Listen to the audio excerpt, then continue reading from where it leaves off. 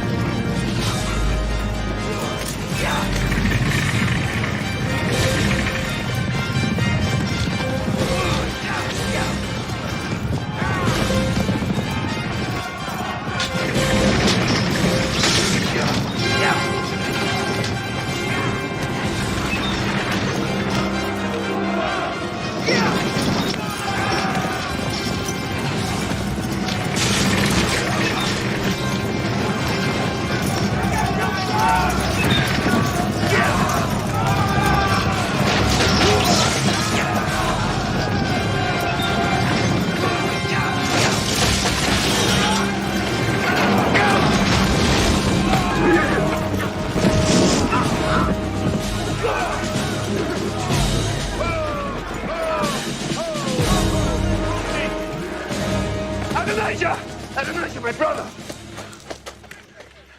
Are you hurt? Oh, of course not, Solomon. I always embrace this way. No, don't move. Let me see if you're injured. So you're a physician now, too. Is there anything you don't know, Solomon? I know you're too mean to be hurt by such a minor accident. Minor accident? What's spectacular? I thought you'd been killed. Imagine my disappointment now to see you still alive. Get away from me! Not hurt. I won, Solomon. Won? You have to cross the finish line to win. Look at you. You can't even walk. I can walk.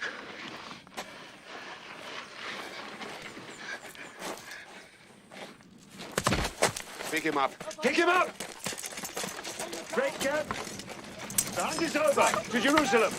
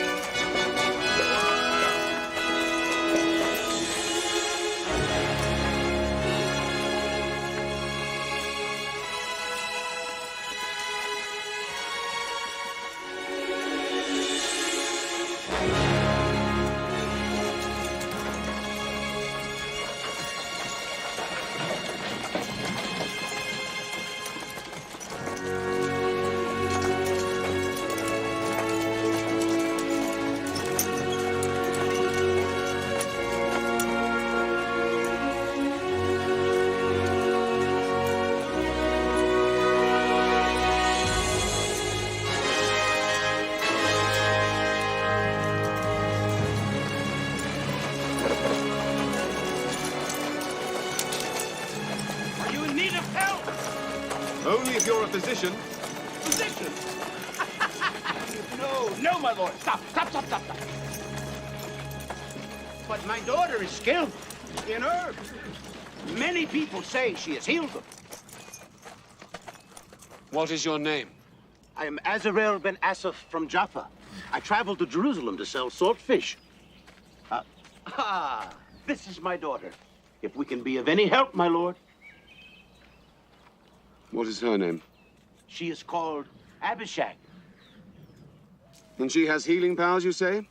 Oh, she has healed many in my village, my lord. I'm Solomon, son of King David. This is my half-brother, also King David's son. If you can help him, there'll be a handsome reward, I can assure you. Oh, to aid the son of our great king is reward enough, my lord. There's an oasis just there.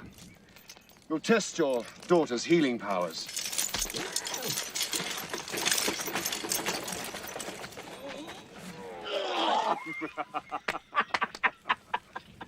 Why the fish themselves do not get sick is a great mystery to me, my lord.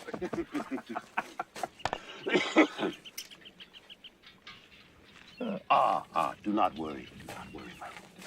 Abishag will help you, brother. Look. My wife offers you salt fish. This is my business, my lord. Here, try it. I think you'll find it pleasing. This is good, Azarel. But how can you fish if you can't abide boats? No, I do not fish myself, my lord. Never. I buy from the boats as they come in the evening. We work through the night to salt the fish. Through the night? The heat of the day. It must be fresh. Solomon. Adonijah. Are you all right? Your wounds? Nearly painless. Would that I had been injured before were I to be touched by this woman. Abishag, come out. Have you ever seen such a creature? And her hands, they are touched by God. She heals just by laying on. Perhaps you'd like to meet her father? Azarel ben Asaf from Jaffa. Meet the recently revived Adonijah from Jerusalem, the son of King David and Haggit. Sir, I'd like to buy your daughter. She's not for sale, my lord. Then I'd like to marry her. No, my lord. You married?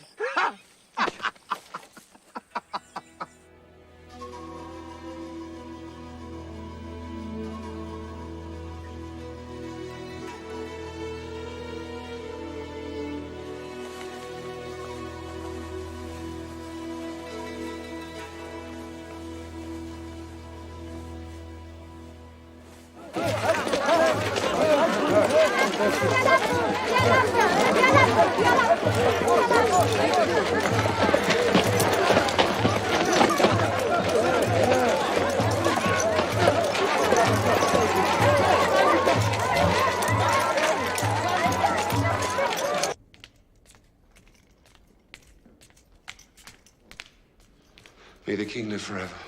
Your blessing, Father. God bless you and keep you. God make his face to shine upon you and be gracious to you. God lift up his countenance to you and give you peace. So the hunt went well. Huh? No, Father, no game was seen. Oh, so no tales to tell them. Oh, a tale of near death to tell. Oh, but without the hunt? Adonijah challenged me to a race. Oh, an accident. He was thrown from his chariot when it overturned. Is he injured? Well, that's the most interesting part. He was hurt badly. He was cut, broken. He passed out, and we were rushing him here to the court physicians. But on the way, we met an old merchant and his family. Oh. A dealer in salt fish, oh illustrious one, though never have I set foot on a boat myself. The motion, great one, it brings on the sickness. Why the fish themselves are not sick is a mystery to me, my lord.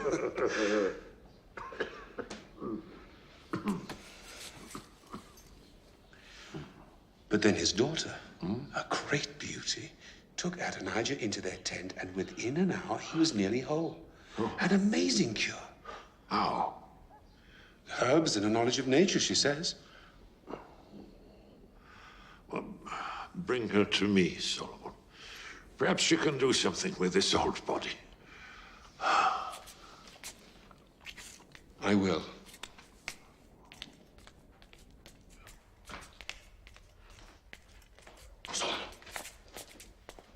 Solomon, let me approach her. Who? The girl. The beauty you promised to our father. You were listening. I must have her, Solomon. Let me bring her to the palace. The king commanded me. Favor, I beg of you. Solomon. Yes, all right. Thank you, Solomon.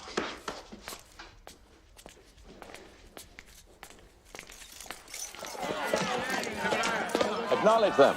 Did you there cheering? Is it wise to be seen riding together, Joab? What could be more natural? You take an interest in the army, so you ride with the general in command. But much more important, Yes. it shows that the army is behind you. Solomon's a weakling, You speak harshly of my brother. half-brother. With him on the throne, this country will fall apart within 5 years. Or Bathsheba would rule. Solomon's mother's not as strong as we'd like to think. Stronger than her son. So's my eunuch. Bathsheba doesn't understand that Israel's strength lies in the fighting men. You do, so the army's behind you. And look at the people, they love you.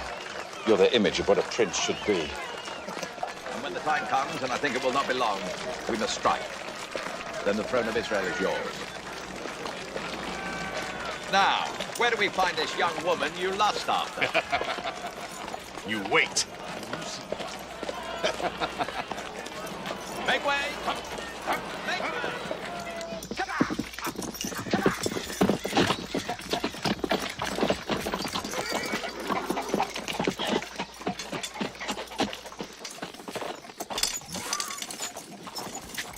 I'm Joab, general in charge of the armed forces of Israel. You're commanded to present yourself and your daughter at the court of King David.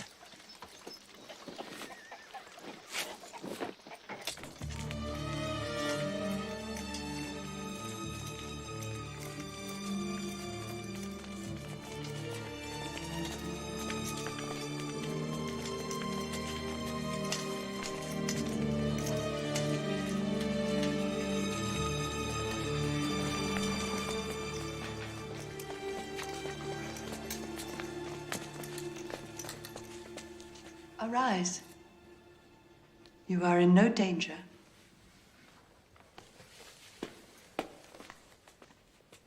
I am Bathsheba, wife of King David, mother of Solomon. He tells me your daughter heals wounds. Is that true? It is quite true, my queen. I'm not a queen. He flatters me because he thinks it will be to his benefit.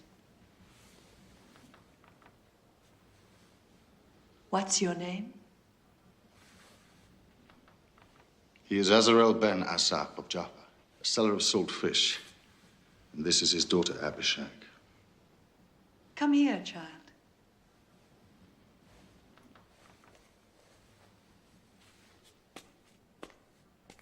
You're beautiful.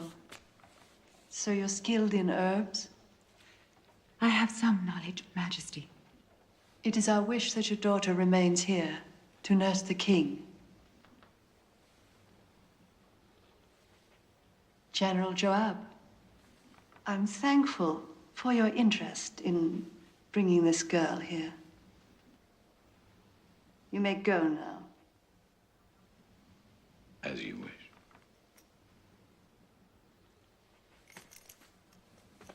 You may all go.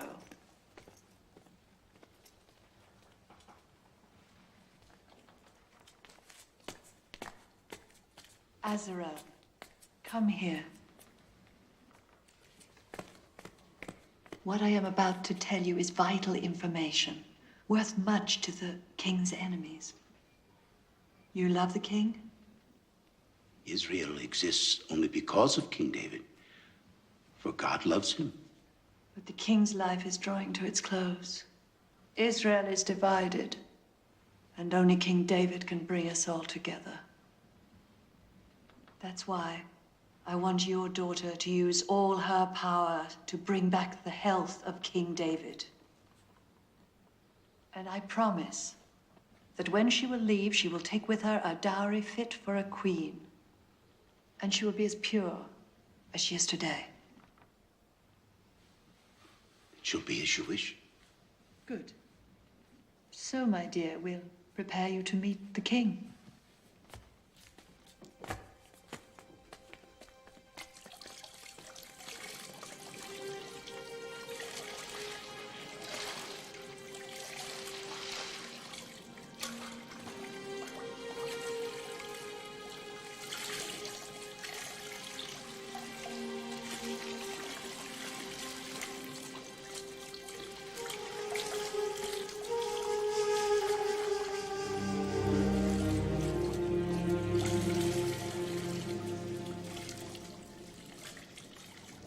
David is dying.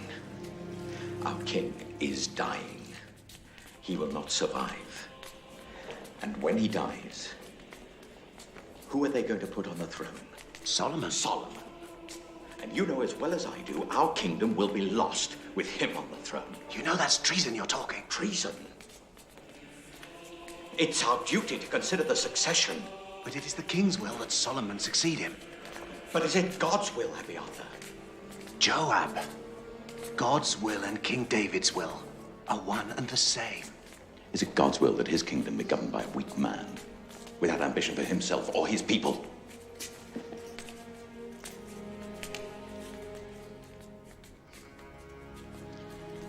Of course, as priests, I look to you for guidance in these matters. And the army? Well, naturally, they'll follow your lead. And yours, General Joab. Adonijah must be our new king. But he cannot, will not, unless you, his newly elected high priest, anoint him. High priest? Of course. Let me explain. It is essential that Adonijah be crowned before David.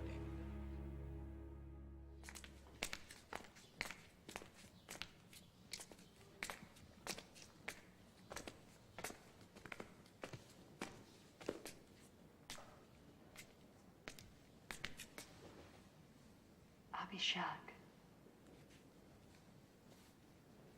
Well, come closer. Come closer. There's no need to fear me. Oh, she makes me wish I were young again. But then, my dearest, so do you.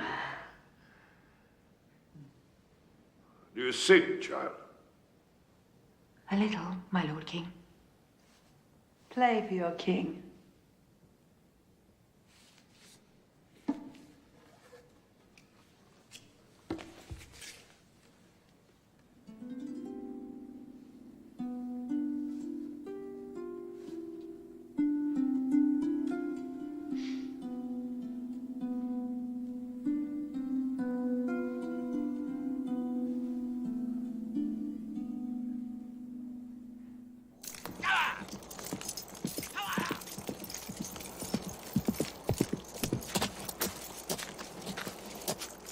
All is prepared for tomorrow at the stones of Heleth near Enregal. I'll send a company there with food and wine enough to feast 1,000. And the priests. Abiathar's riding there even now. It has come to pass. In the morning, I'll spread the word through the marketplace. This time tomorrow, Adonijah, you will be king of Israel.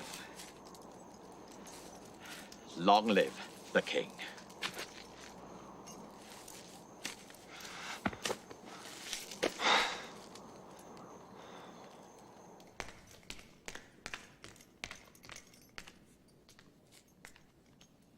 Joab? My lord. Oh, Joab. Come here. You summoned me, my lord. I'm troubled, Joab. By what? Memories. Memories trouble old men. Your memories should be of battles won for God. Kingdoms established in his name. God's own words trouble me, Joab. Now therefore the sword shall never depart from this house. Do you remember those words? Yes. But that was a long time ago.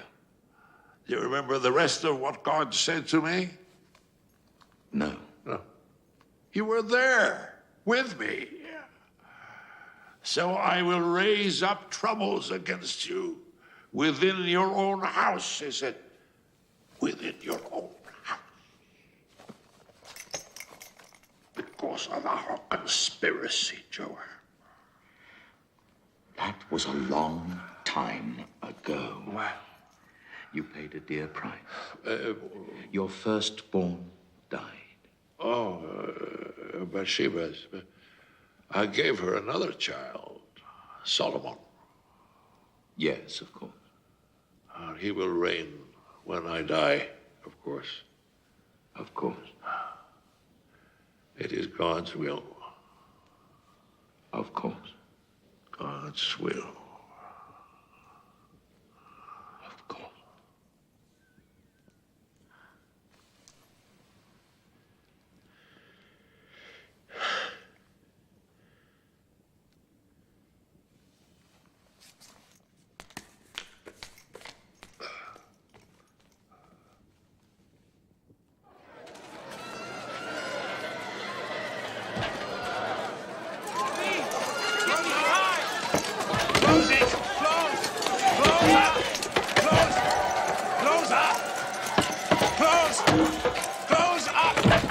What's going on? Haven't you heard? They are anointing the new king at the Stone Zolen. Food and drink for everyone.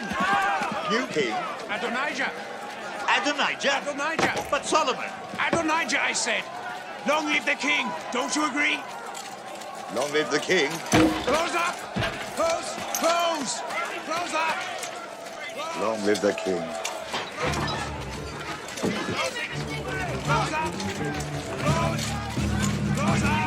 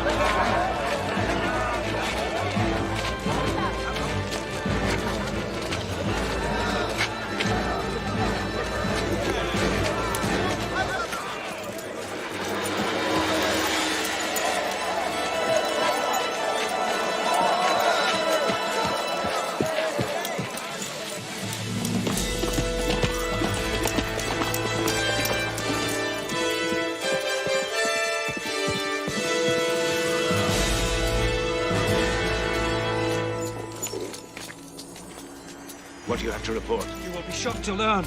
At the Stones of Hell at this very moment, Adonijah is being anointed king. Abiathar and Joab anoint him. Thank you. God bless you. God go with you.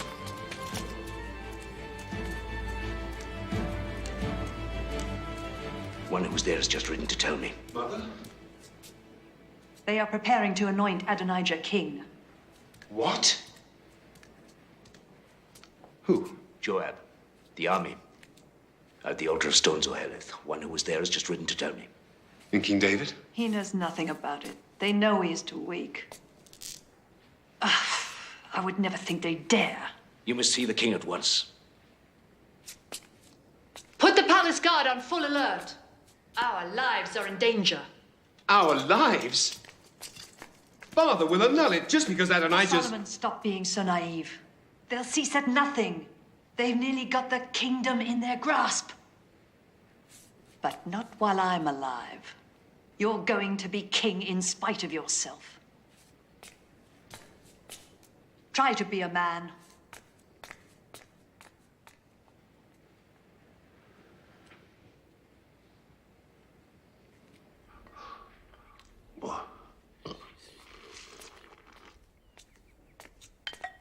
May the king live forever.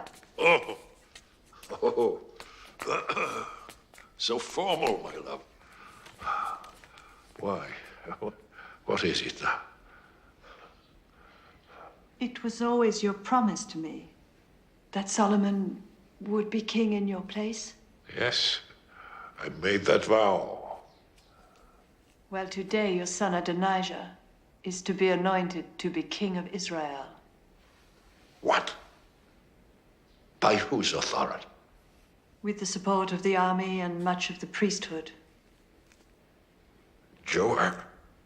Even so.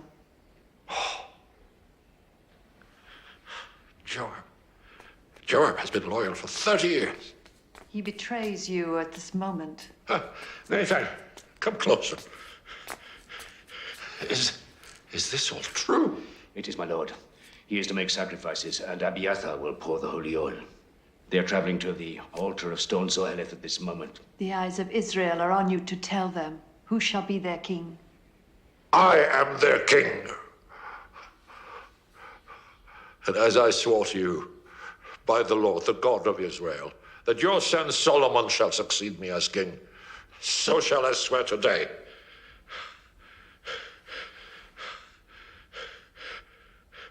Zadok, does he remain loyal? He does, and many other priests. And the palace guard. Good. Nathan, take Zadok and the other loyal priests and the palace guard. Have Solomon ride on a donkey from my stables. Not a horse, on my donkey. Bring him down to Gihon. And there let Zadok anoint him king over all Israel. This is my will.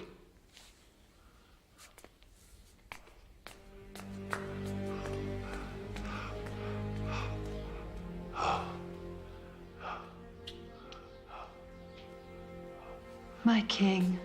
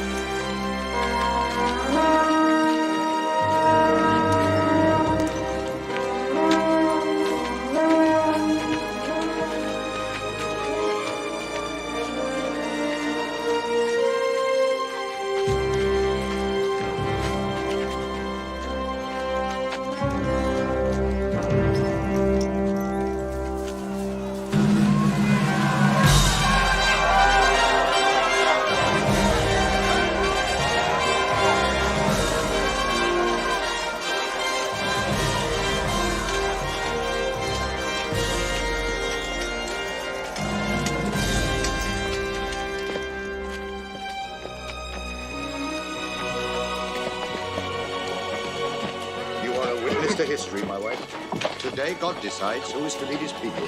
2 men are claiming the throne, but I, for one, will follow the choice of King David.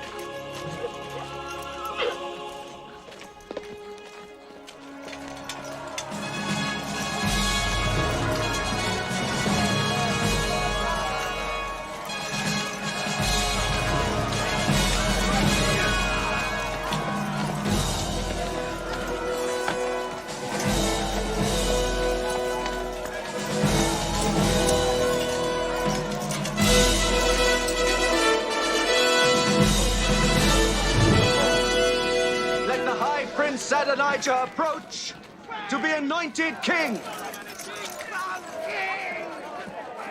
Stop him!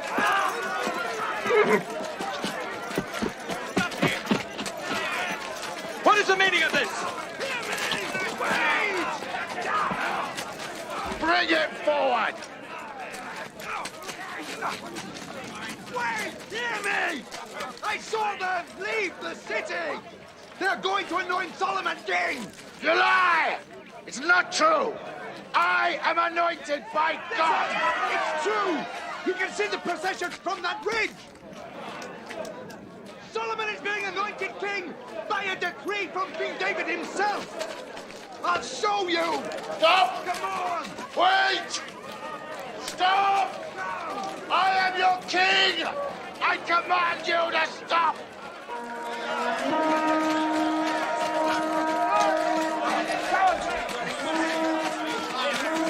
Look! I told you! That is the palace guard. And Zadok, and Nathan the prophet. They would act only on the word of King David. We've been lied to. This is no king. Treason. That's what it is.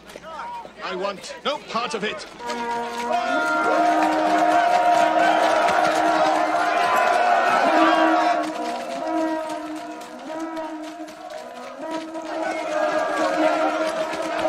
Stop! Wait! I am your king! Appointed by God! I command you to stop! Joab! Stop them! How? Use your army! To do what? The people fear God more than they do the army. Joab! We lost! We moved too soon. Bathsheba beat us. Too soon. Lost. You've killed us! Probably. I think that's not the only sacrificial blood that will be shed this day.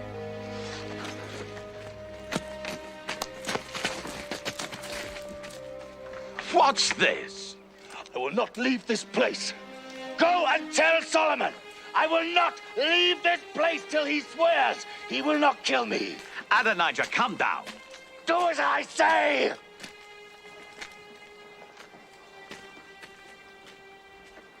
As you wish, Your Majesty.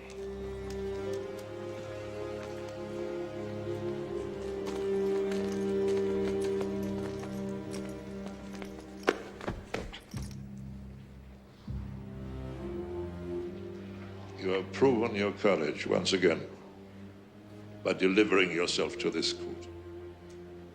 As always, I serve my king. Not always, Joab. You killed Absalom, my son.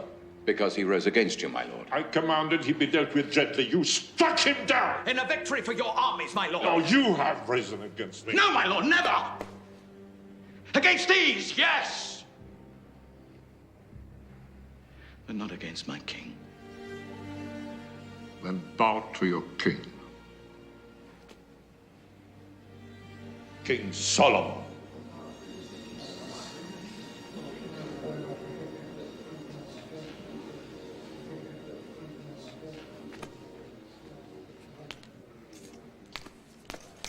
As long as you live, Father, there is only one king in this land.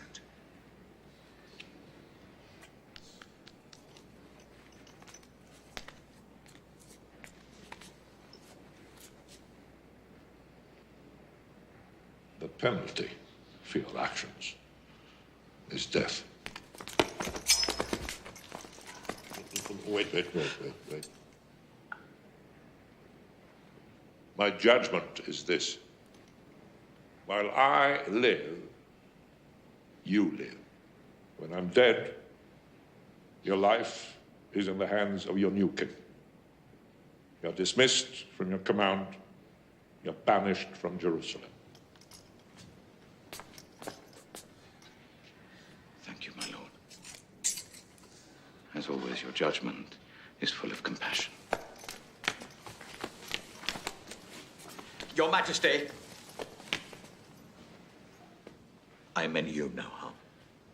What of Adonijah, General? He clings to the holy altar, my lord, hoping for sanctuary. Why didn't you strike him down, General? He is your son, my king.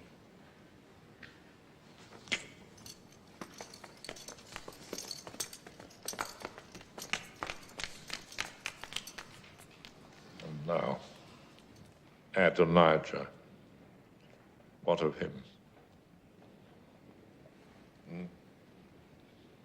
It is as you wish, Father.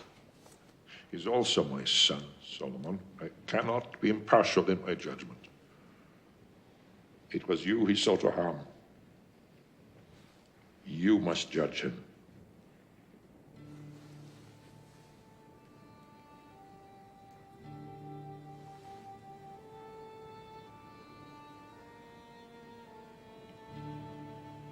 He is guilty of treason.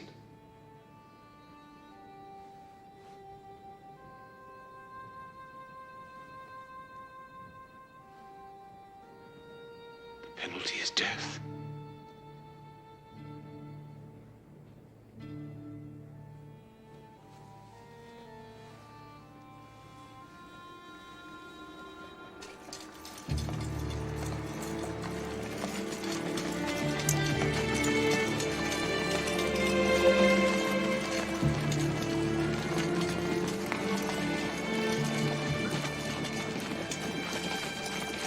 I meant you no harm! I swear it! I swear it! I beg of you, spare me my life for the love you once bore me! Solomon! Solomon!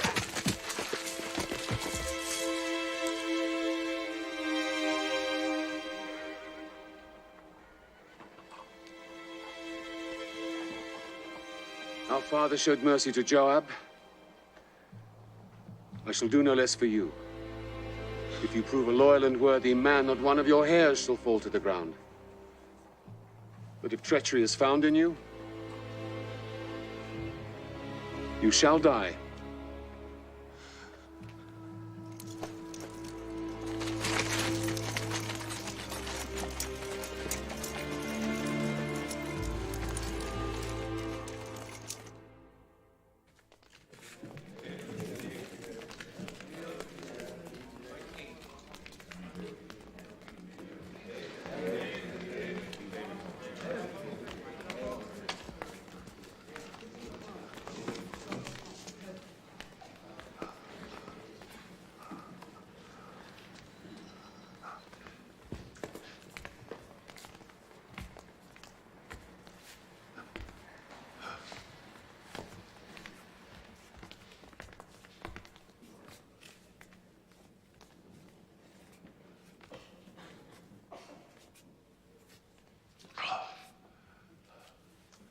My brothers and my people, hear me.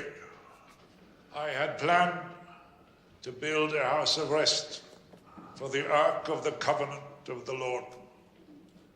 But God said to me, you shall not build a house for my name, for you are a warrior, you have shed blood. It is your son, Solomon, who shall build my house and my courts. Solomon, my son, know the God of your father and serve him well, with a single mind and willing heart. For the Lord has chosen you to build a house as a sanctuary. Be strong and obey.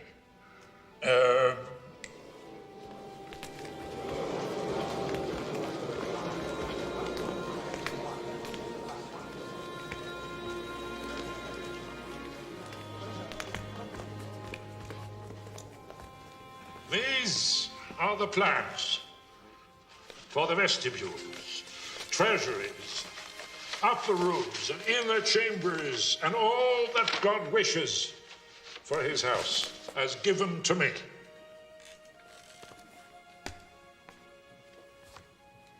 My son is young and inexperienced.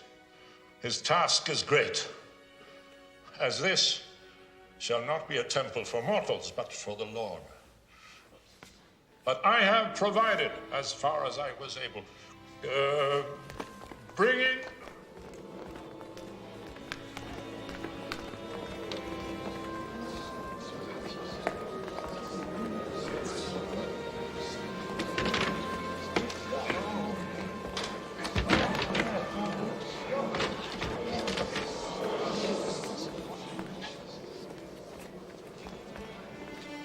of my God, I give to my God.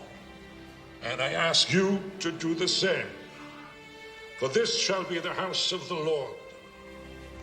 Bless the Lord our God. Bless the Lord our God.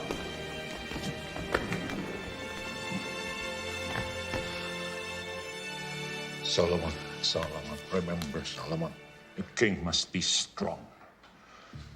If someone bars your way, he threatens not just you, but the good of the kingdom as a whole.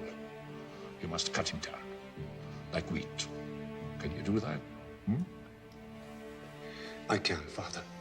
I should never have granted the life of Joab. He served me well, but he has served you badly. When I'm dead, kill him. Just kill him. Kill him. If he plots with Adonijah, kill them both. Kill them. You must now be king, Solomon. King.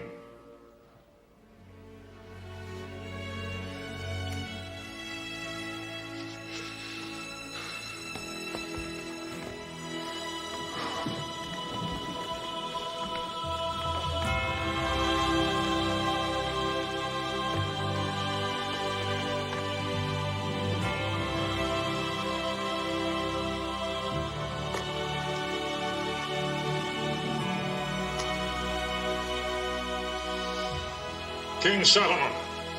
King Solomon. King Solomon. King Solomon. King Solomon. King Solomon. King Solomon. King Solomon. King Solomon. King Solomon. King Solomon. King Solomon. King Solomon.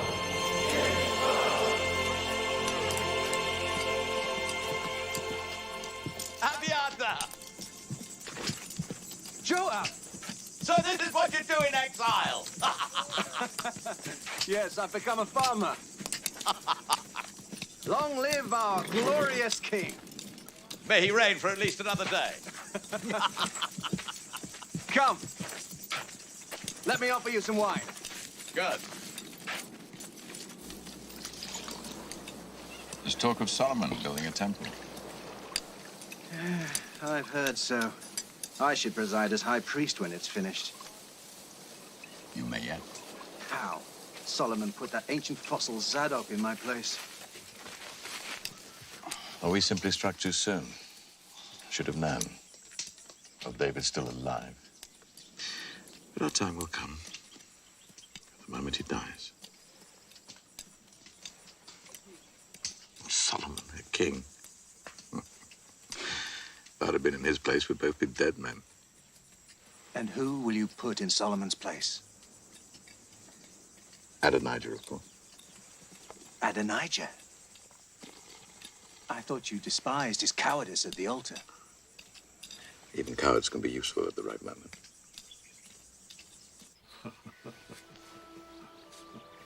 Did you tell yourself a joke? For some reason, a song keeps coming into my head. A song? Yes. Remember, I once wrote a song to the Lord on the day we were delivered from Saul. Of course, everyone knows it. For the waves of death encompassed me.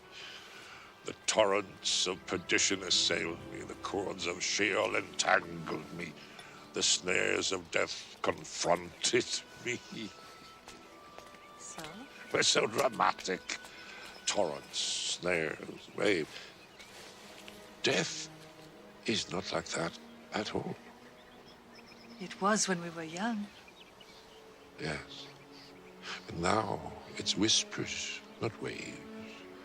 Soft currents, not torrents. And very visible inclines, not snares. Don't talk about death. The decree from of old is, thou must surely die. And king surely must have many wives. But we must not talk about them. Like flourishing leaves on a spreading tree, which sheds some and puts forth others. So are the generations of flesh and blood. One dies, another is born. Every new creature decays and ceases to exist. Talk of death to your other wives. I'm only interested in your beauty and your wealth. Bathsheba, do you know what I fear from death? Most of all. What? The absence of you.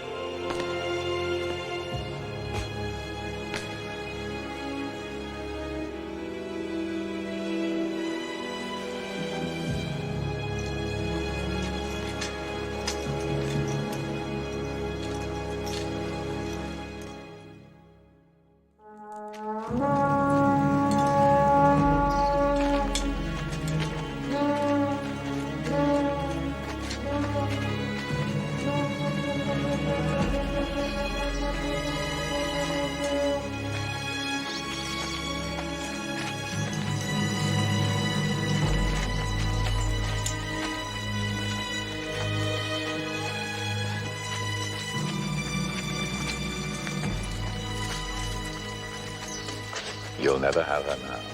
Joanne. She has status now. She's no longer the daughter of a simple saltfish dealer. She was the favorite of our greatest king. I know this. I know this. When she's passed along to Solomon, he'll have her. Give me peace, Joab.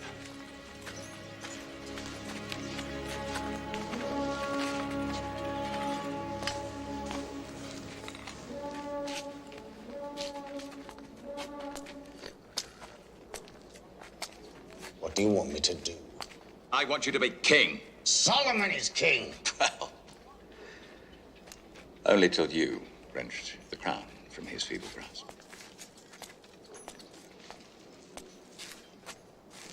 David is dead. That leaves only one power in the palace. Bathsheba. Bathsheba.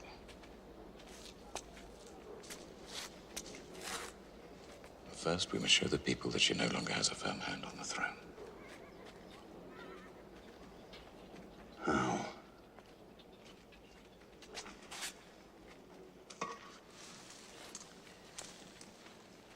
If you could take Abishag, David's favorite, from under the nose of the new king, it would show you're still in the fight. The people would notice. She wants me. I know she does. Of course she does. Anyone can see that. How should we do it? Simple. Just ask. Ask? Demand. He'll want to placate you. Solomon's weak. Showing you his mercy so that you'll join his allies. And soon you will have Abishag.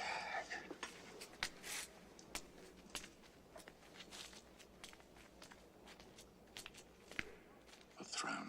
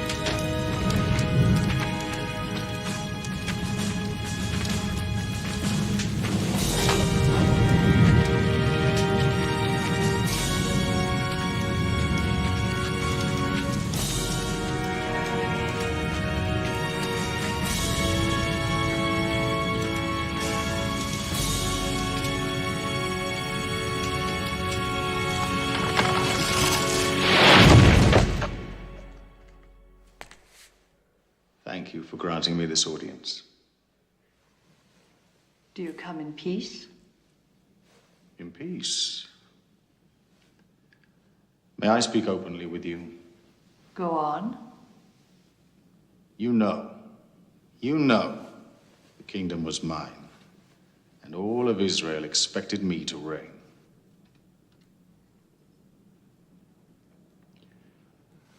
But things change, and the kingdom has fallen to my brother. For it was his, from the Lord.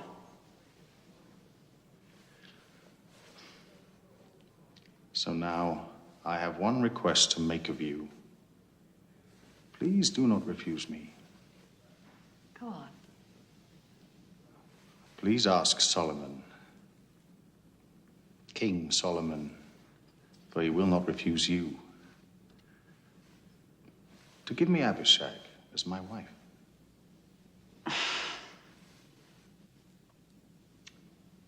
Men. This is all you want? Very well. I will speak to the king. Adonijah, the kingdom was never yours. It was always and will always be mine.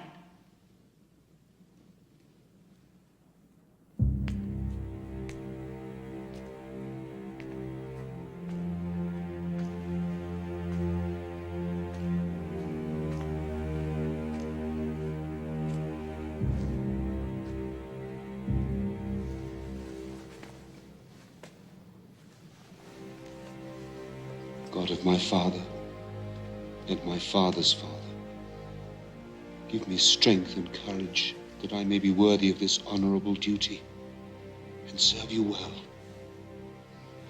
For I am weak.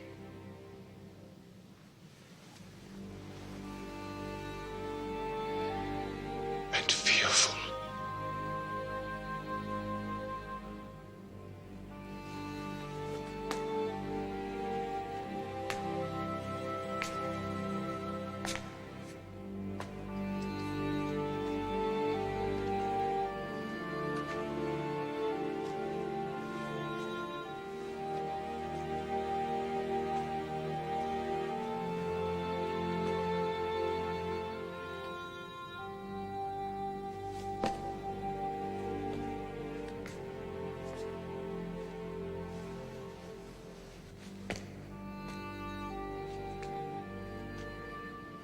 Forgive me, Father. I do not deserve your throne. But now I must be king, as you commanded.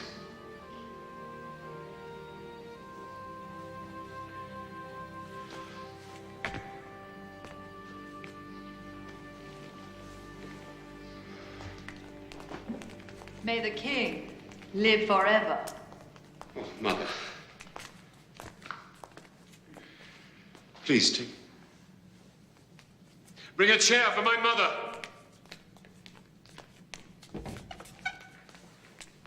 The ruler of Israel bows to no one, Solomon. Yes, I can see that.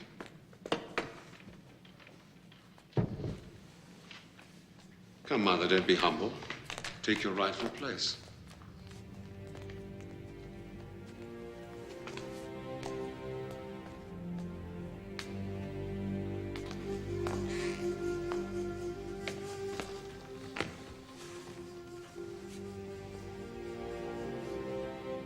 Thank you for putting me here, Mother. I didn't put you here, Solomon. Of course you did.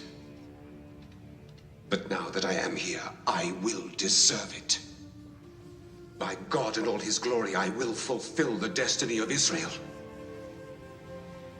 I have a request to make. Do not refuse me. Make your request, my mother, for you know that I will not refuse you.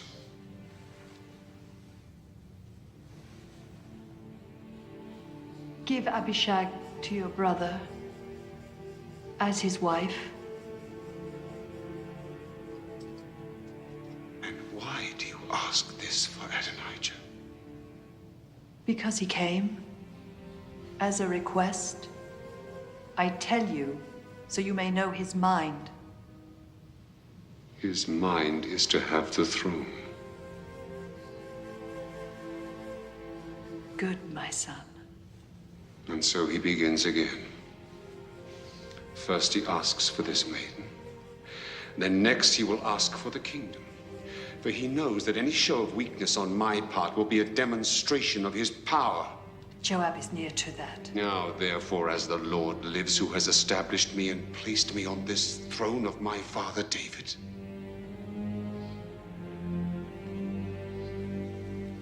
today, Adonijah and Joab must die.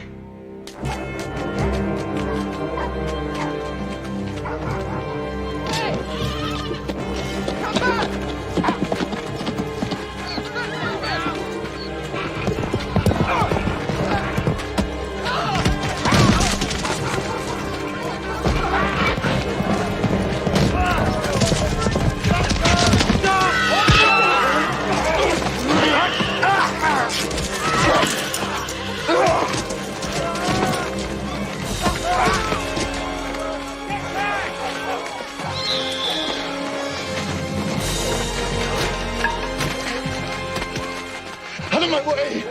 Out of my way! Move aside!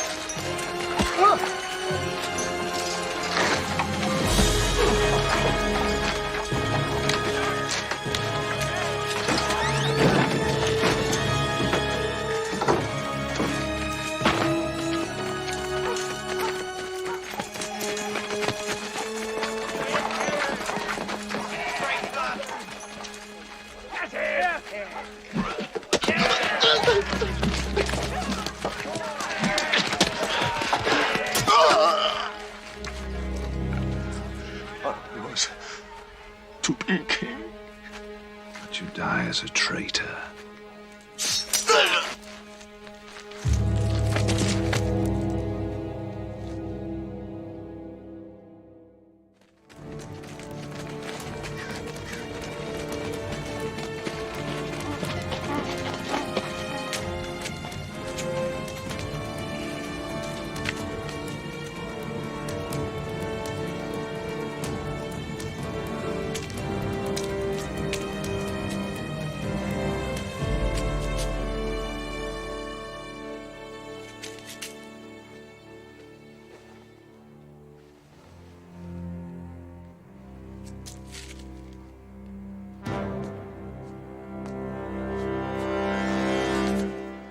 ordered you to kill him. But my Lord King, he has taken sanctuary. Even now he's in the Holy Tabernacle clinging to the altar.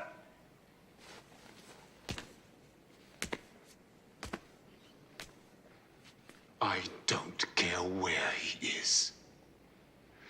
Strike him down.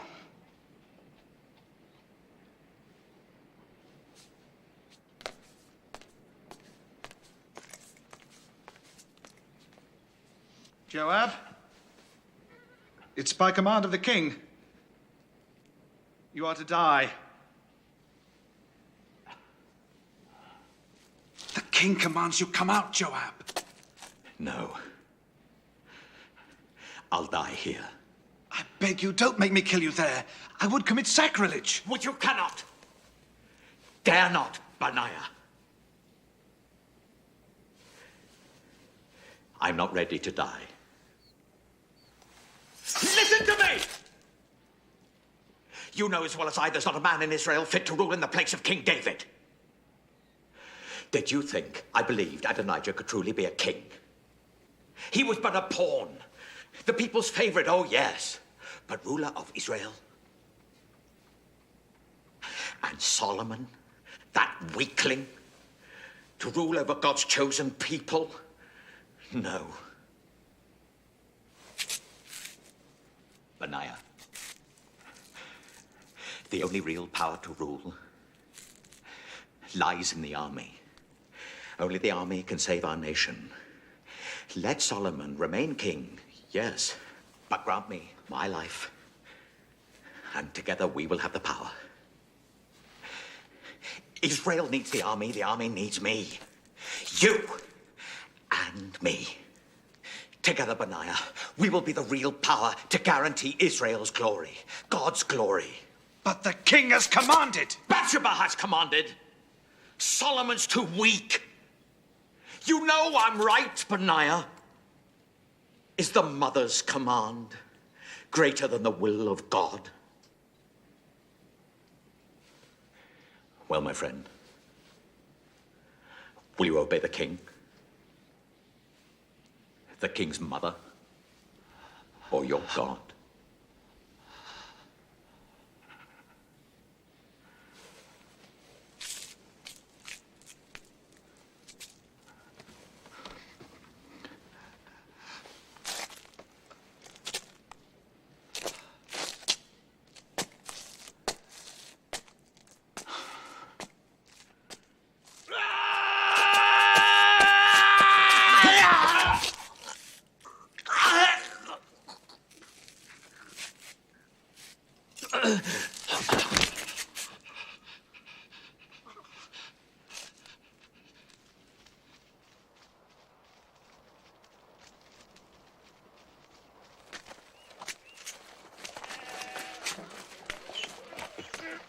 Mighty king, I thank you for your kindnesses to us and to our daughter. My lord, I buy a good pearl when I can. For my daughter's future, you understand. But your bounty has far outshone their worth. Perhaps they could be used in the temple. They're poor things, I know. But I give them to you.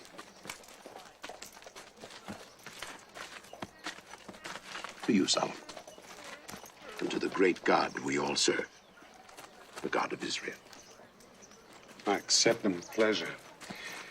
And may God keep you all in his hands.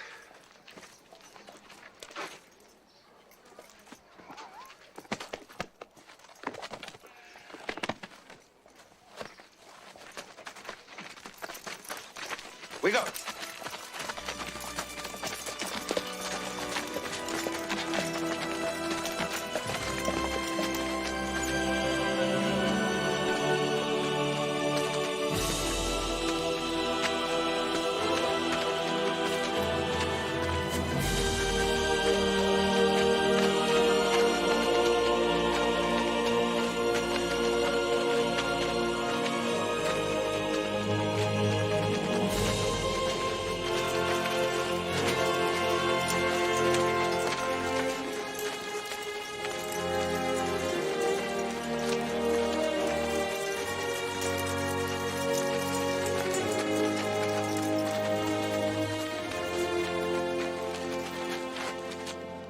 Now will I prepare to go to your temple, Lord, here at the altar of Gibeon.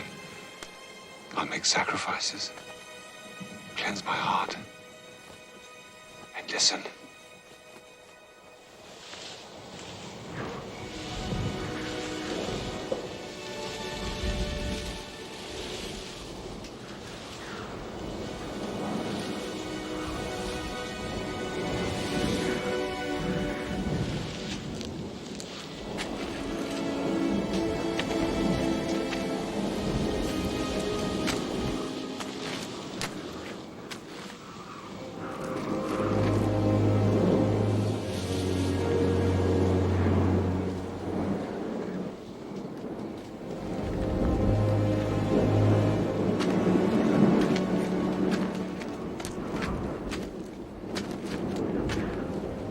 Solomon.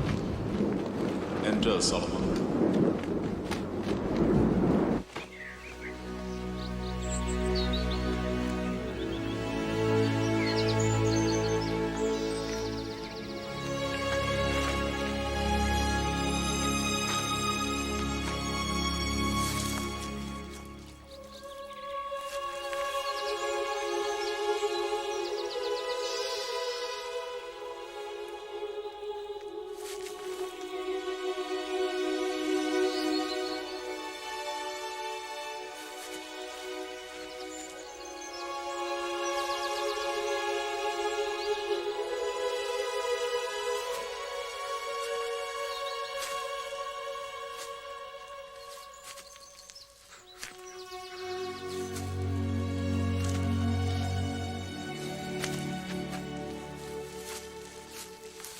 Ask what you will of me, Solomon. I'm only as a child, my lord. I do not know how to go out or come in. Grant me the wisdom and knowledge to righteously rule this great people of yours. Because you have not asked for riches or a long life or the lives of your enemies, I give you the wisdom of a clear and discerning mind. But you must walk in my ways, keeping my statutes and my commandments.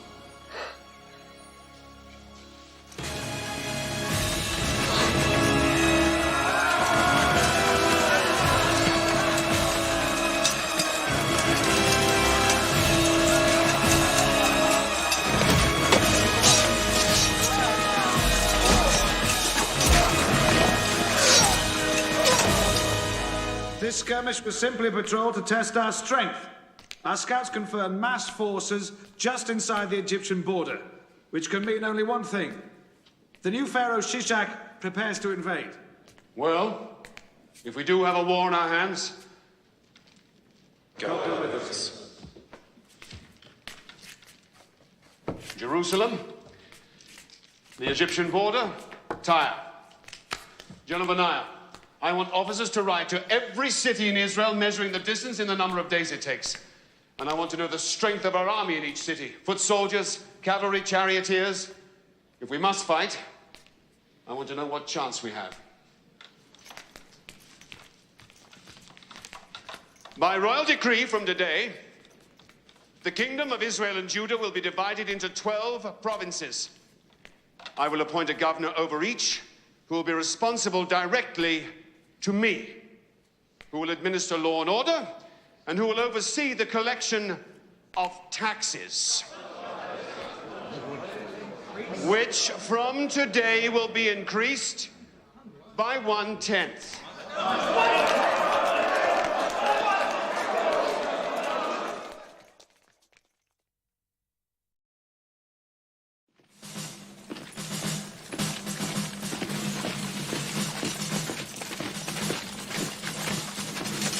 Very impressive, General Benaiah. Yes, but they are few compared to the legions of Egypt. If they invade, there'll be many widows in Israel. When the Egyptians advance, fall back before them. Don't fight. Let thirst in the desert do our fighting for us. We can only fall back so far, my lord, before we must fight. Happily, we won't have to. Your king is to be married, Benaiah. A wedding. I'm arranging to marry the daughter of the pharaoh. Let's hope she isn't ugly.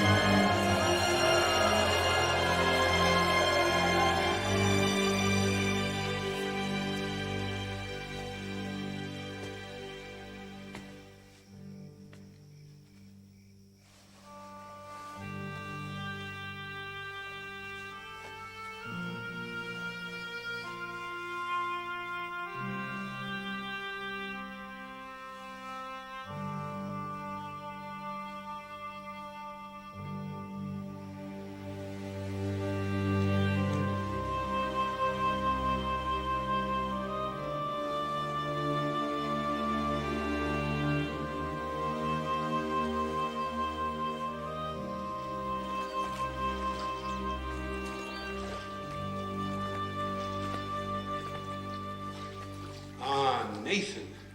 So, how's married life? Very pleasant. Very pleasant indeed. The pleasures of the body are not to be missed, Nathan. I've chosen to concentrate on God's love, my lord. Do you really think he meant you to deny yourself, Nathan? He made us this way, did he not? Why would he not want us to taste of the fruit?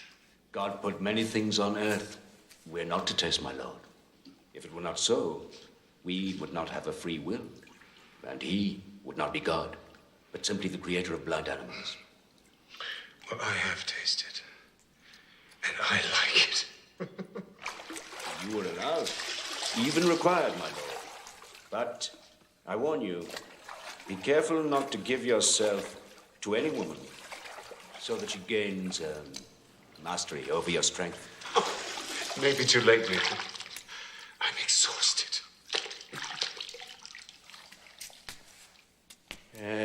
But I have a matter of some concern. Speak. It is rumored you're allowing your Egyptian wife to build a temple to Amun-Ra. I had to, of course. It's a political marriage. It's part of the treaty. I'm not going to war over one woman's temple to a foreign god. It's against God's law. Does God want war, Nathan? I think not. What of the other wives? I haven't got any other wives. You may eventually have many wives. You grant the same to all of them? Nathan, the thought of having many wives is too terrifying to contemplate. I can barely satisfy this one.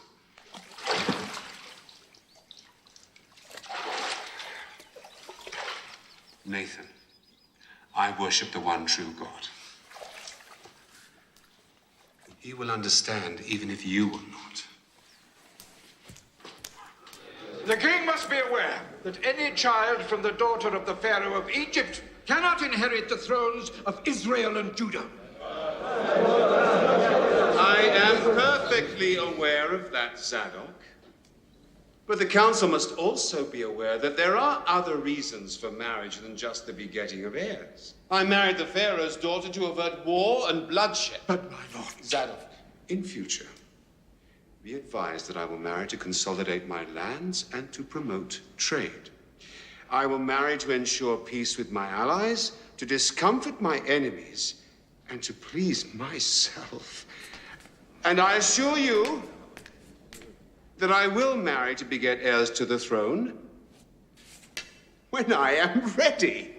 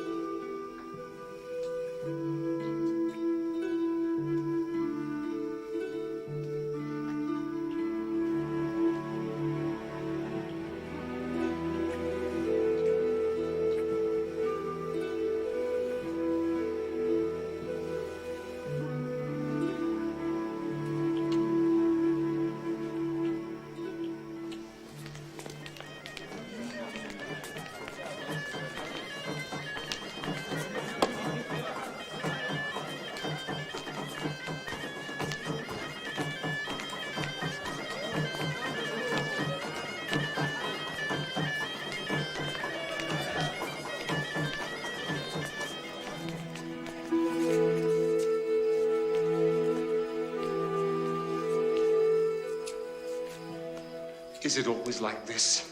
Oh, I find fathers always survive the ordeal.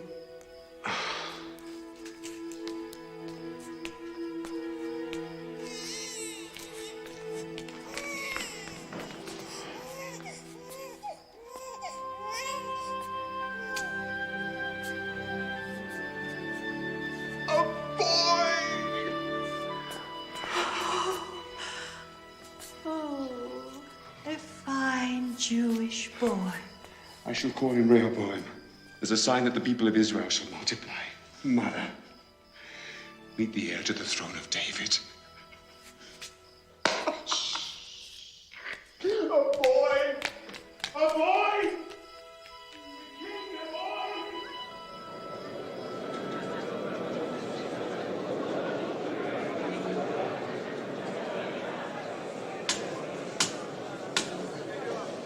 The purchaser of the horse claims he was not told of the vicious nature of the beast. Yet in the terms of the contract, he was perfectly at liberty to try the animal before offering payment or accepting delivery. The seller has the right to remain silent and let the buyer find any fault he can. It is the buyer's fault if he does not do so. Buyer must pay full price. Thank you, Mikey. Thank you, Mikey. Zadok, why are there so many people here today? There is great interest in the next case, my lord. It came before the provincial governor of Gilead. Old Ben Geber? The facts are simple, but the case very complex. Your judgment is eagerly awaited.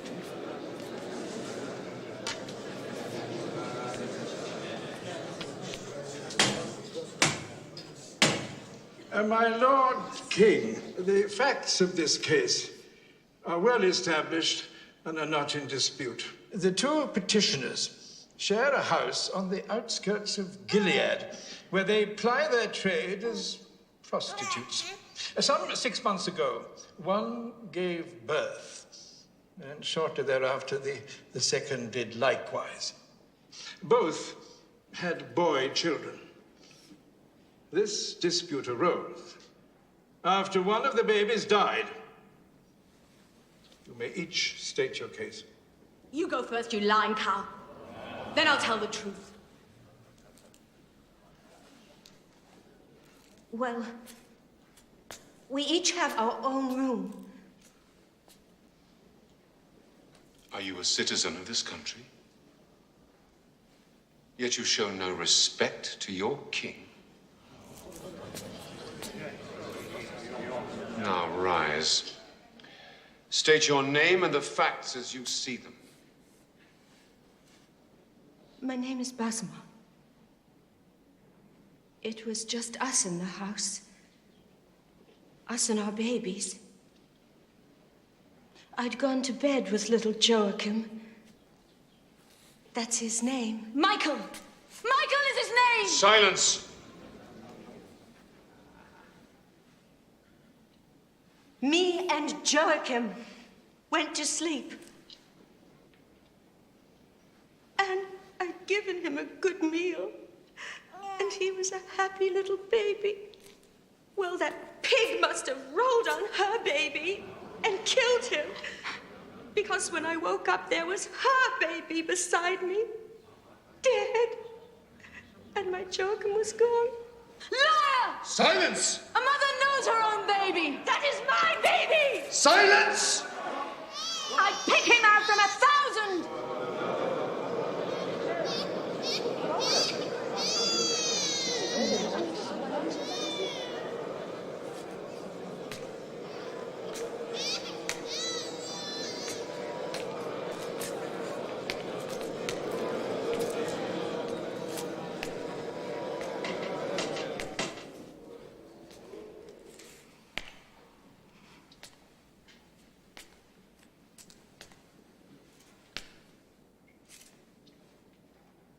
What is your name? Hannah, my lord. Tell your story, Hannah. It's a pack of lies. She's clumsy enough to smother her own child and thinks she can get away with claiming mine. That's my Michael. And no woman or man on earth is going to take him away from me, Your Majesty. That is for the king to decide.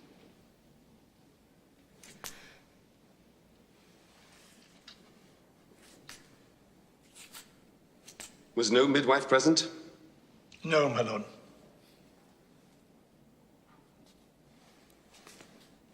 Lay the child on that table. My judgment is this. Since both women claim the living child and neither claim the dead child, it is therefore fair that they should share the living child. So I will cut the child in half!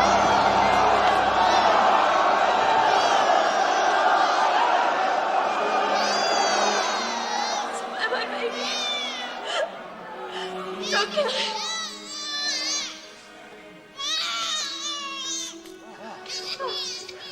She can have it.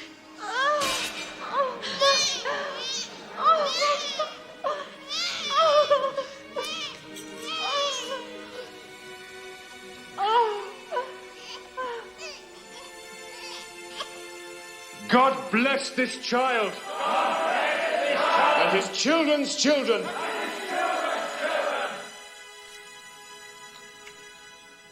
And most of all, His true mother.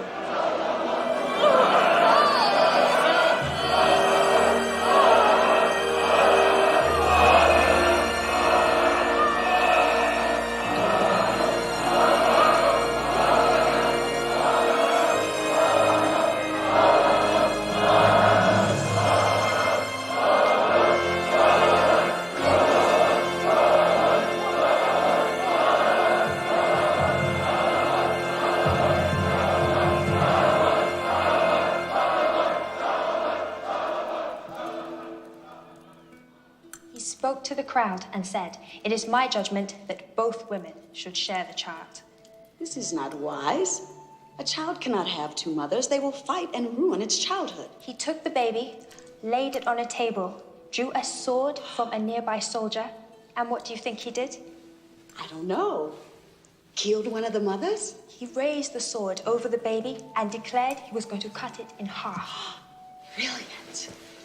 When the real mother saw he was going to kill the baby, she ran forward. And screamed for the baby to be saved. Even if it meant giving the baby to the other woman. Exactly, my queen. Brilliant.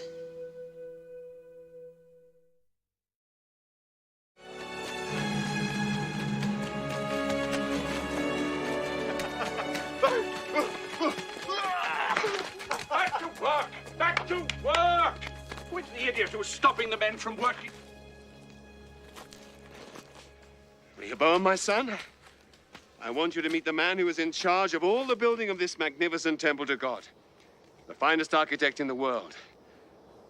Hiram of Naphtali. Say, rise, Hiram of Naphtali. Rise, Hiram of Naphtali! And accept the apology of the idiot who is stopping your men from working. Back to work, back to work. The idiot is leaving.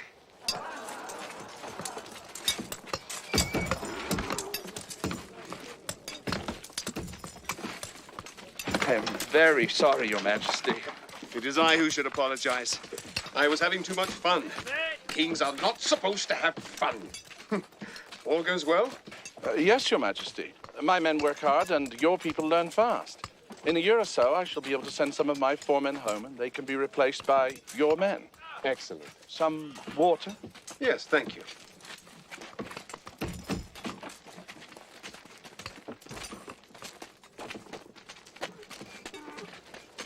Your Majesty, may I be permitted a question? Of course. This temple, it will really be for God. God will live there. Yes, Hiram, God will live there. But can God live on Earth? That's an interesting question, Hiram. Can God live on earth? Well, even heaven cannot contain God, much less this house that you are building. But God said, my name shall be there, that you may heed the prayer your servant prays towards this place. I believe God wants us to have a place to look towards. A place where we know he hears our prayers. So you must do your best work, Hiram. God has said this house shall stand forever. Forever? Forever. I shall try my best, Your Majesty. Now, who will oversee the men of Israel once your men have departed, Hiram? Why, I shall, Your Majesty. The men of Israel don't work well under foreign leadership. Don't be offended. They're a difficult bunch. Do you have an Israeli working for you who is industrious and able? One you can trust. Jeroboam. Jeroboam! Right. Hiram of Naphtali says that you're clever, hardworking, and able to lead men. This is true, Hiram. It is, Your Majesty. I'm going to take his recommendation and put you in charge of all of the laborers, starting today. Yes, Your Majesty. Make sure they work hard. This is God's house you're building. The temple will need musicians, of course. Yes, my lord. And I want only the very best, the most skilled. And I want the men who make the instruments, too. Yes, my lord. It will also be a school where all the arts and sciences are taught. My children!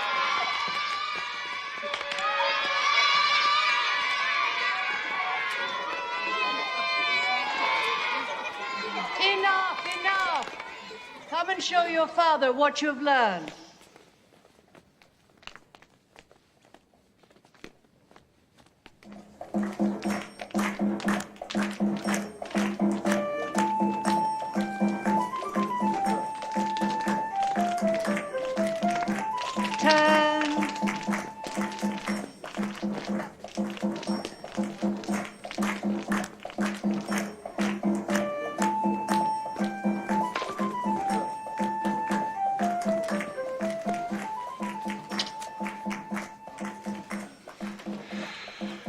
Every one of my wives, every one of them says that you're an old lizard and you're not putting their child in the front row or heeding their child's particular talents. Silence. Watch the dance.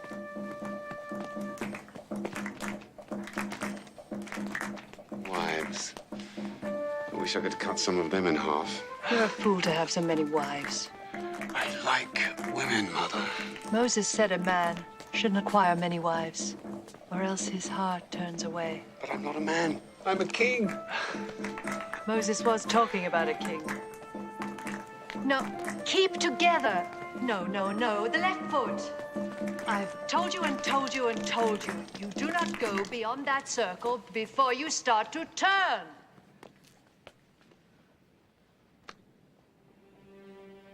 Oh, no. Oh!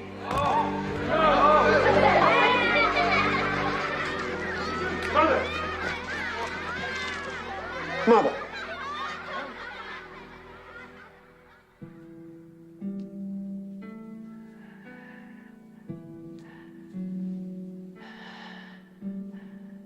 David, my love. No, Mother. It's your son, Solomon. Of course.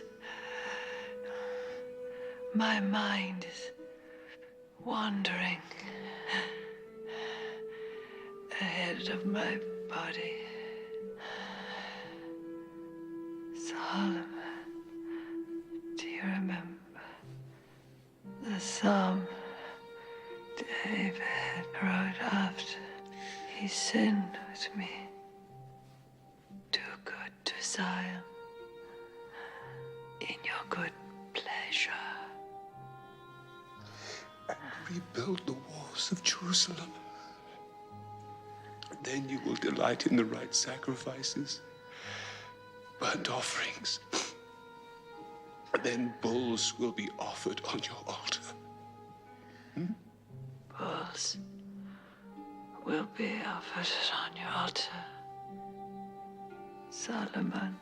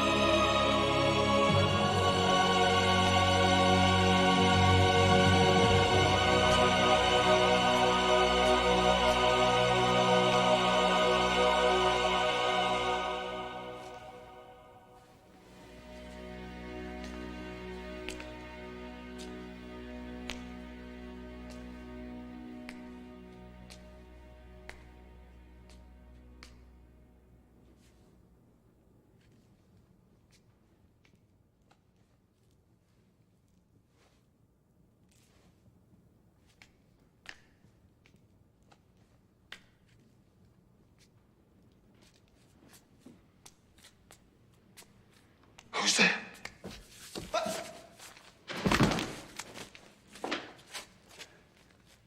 Can I help you, Majesty? Did you see me fall? Fall?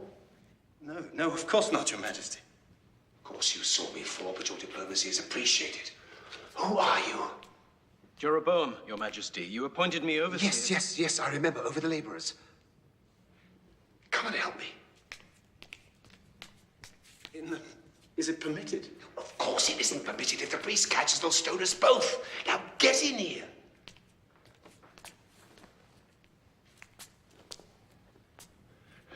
Now come and boost me up. I want to polish the eyes of the cherubim.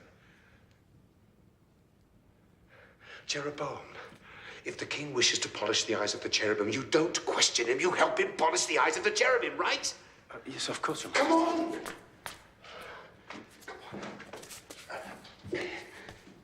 It is one of the duties of the king to polish the eyes of the cherubim. Give me your arm. Didn't you know that? No, Your Majesty. Oh, yes. A solemn duty. But why do you have to sneak past the priest to do it?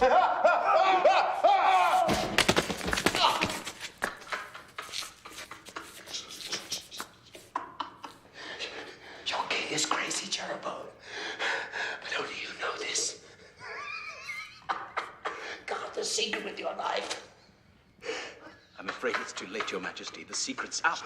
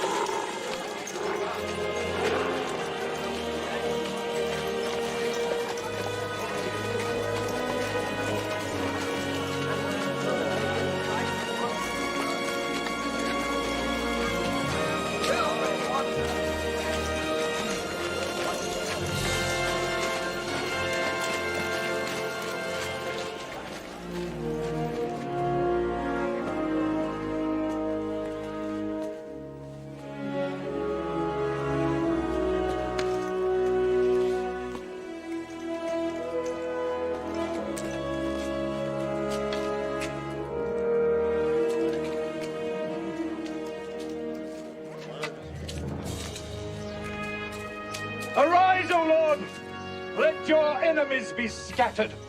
Let those that hate thee flee from before thee.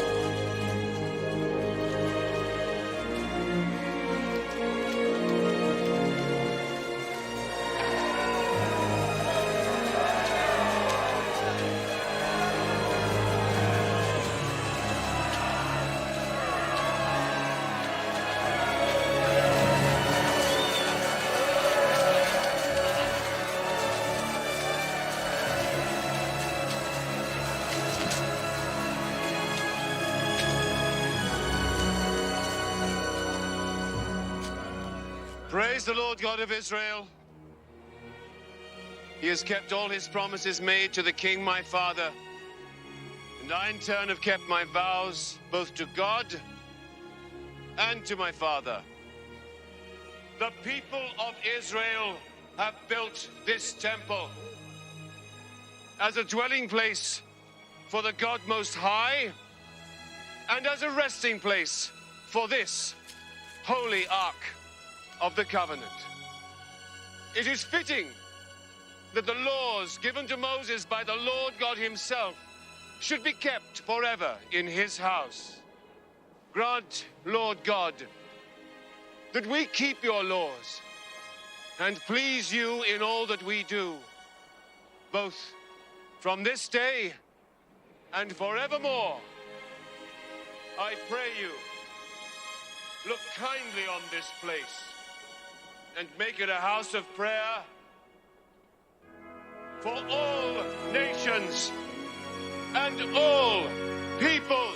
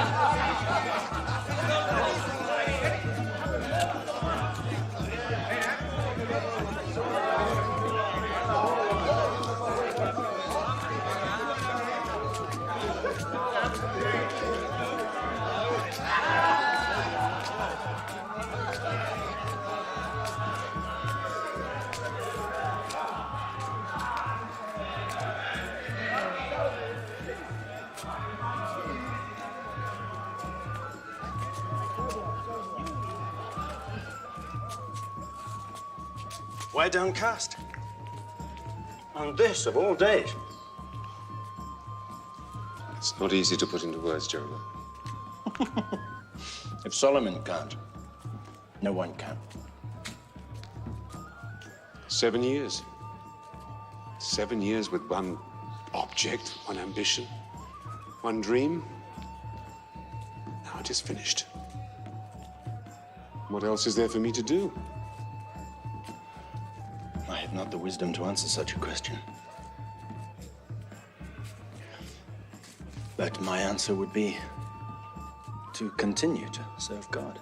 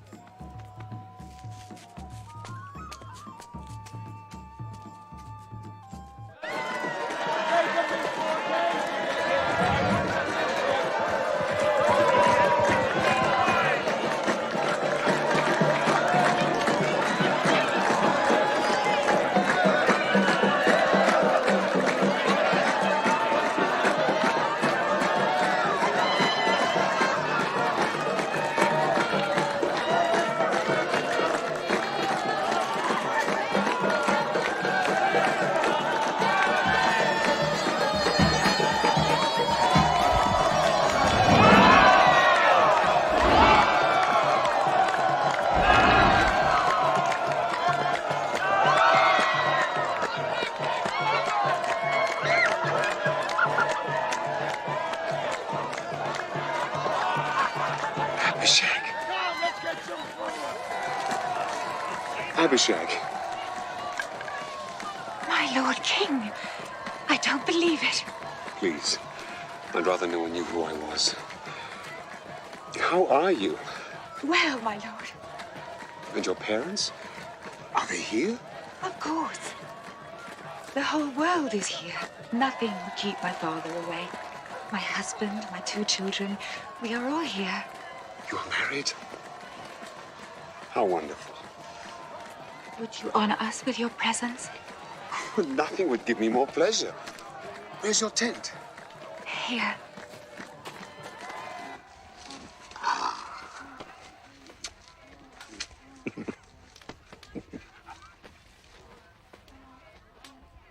Oh, these are fine children. A credit to you both.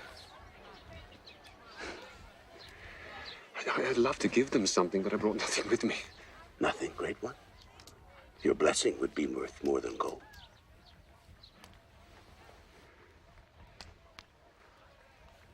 Dear Lord, bless these children. Keep them safe in your hands.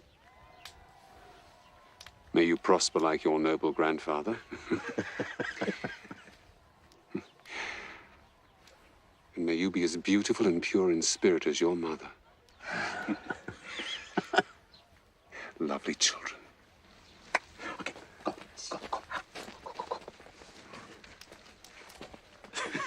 Your Majesty, if I may, there is one little thing. Great King. It's hardly worth mentioning, really.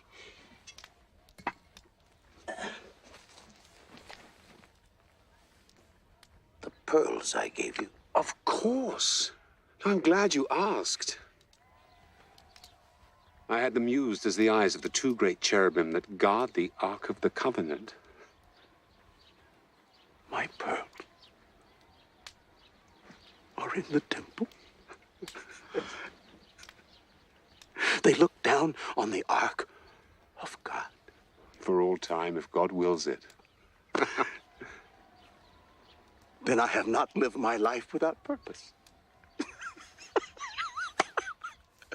I can go happily to my grave.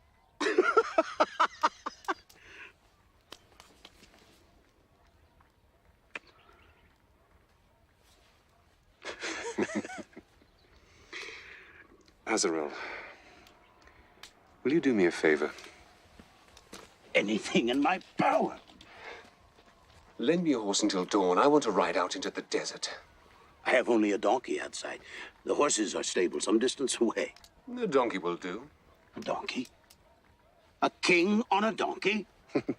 Kings have ridden on donkeys before, Azarel, and I'm sure they will again. Well, then he is yours, Magnificence, for as long as you wish. Keep him. Just until dawn.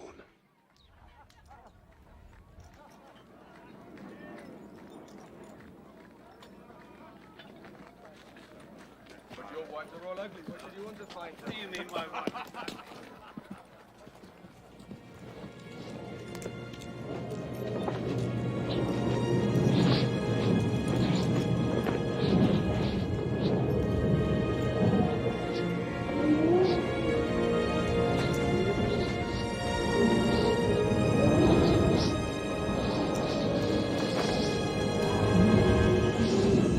Heard your prayer, Solomon. I will grant your wish that I live in the temple you have built for me. As for you, if you follow my laws, as did your father David, then I will be with you until the end of your days. But if you turn away from me and serve other gods but me, then I will destroy the temple that you have built for me.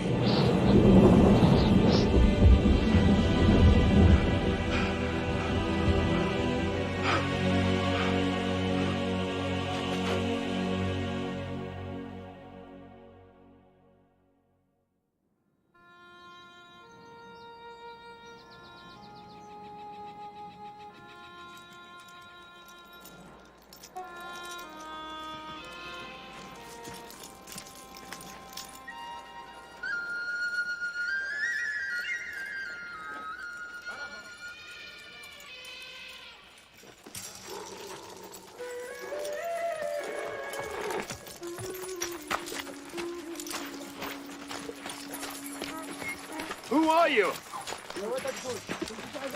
What are these magnificent beasts? Where are you going? Hello? Hello, may I present myself? I'm King Solomon, the King of Israel.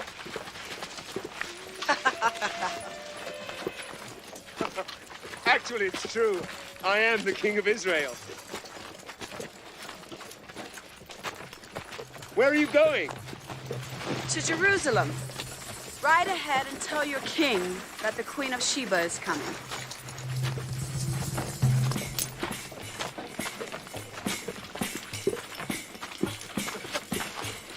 Thank you. I'll be sure to tell the king.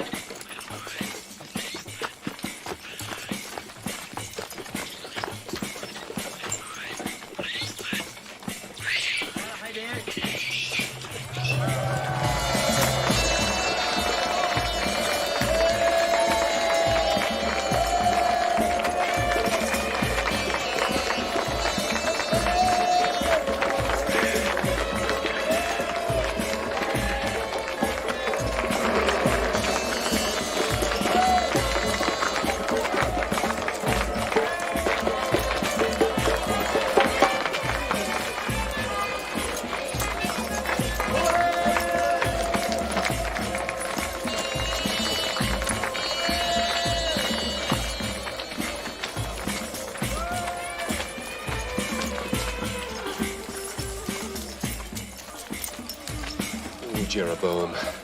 Do you think she is beautiful? I certainly hope so. You've asked me that 100 times in the last hour.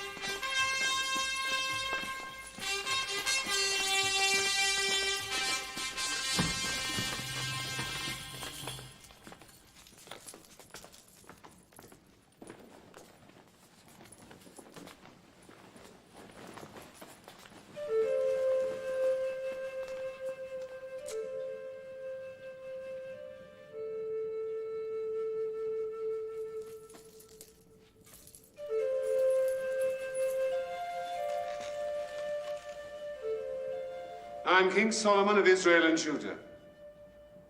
I bid you welcome on behalf of all of my countrymen. The fame of King Solomon has spread like a rising tide, even as far as Axum and Saba. I have crossed the desert for many months to bathe in the ocean of his wisdom and to see his considerable skills on a donkey.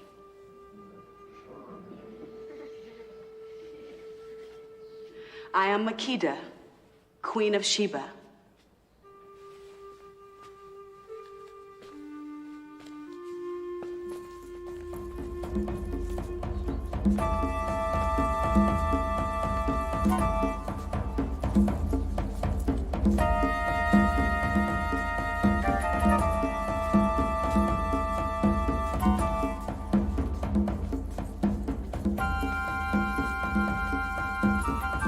They please you? Yes, very much. We have no tradition here of dances like these.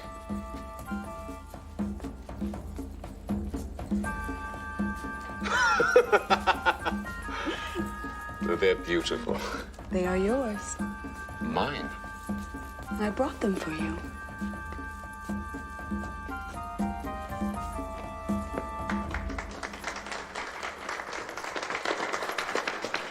A riddle for you, Your Majesty. How can you see through sand? You mean across sand? No, through sand, Your Majesty. These are made from sand. How? Heated until it becomes liquid, then cooled into thin sheets with air from the lungs. What is it called? Glass from Phoenicia.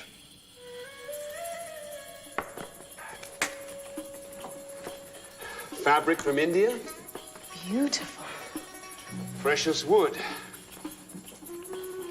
Also from India. It smells wonderful. Peaches, oranges, figs, cheese, lentil, millet, fine herbs. Ah, salt from the Dead Sea. Very good in small amounts. A deer, a roebuck, gazelle. This is game fowl. Look at those. This is my favorite. Fatted goose from Egypt. Have you ever tasted goose, Your Majesty? Never.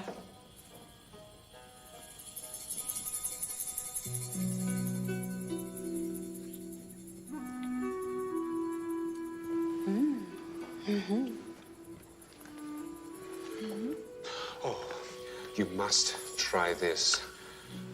This is the sweetest thing you have ever tasted. Sugar cane from the Nile.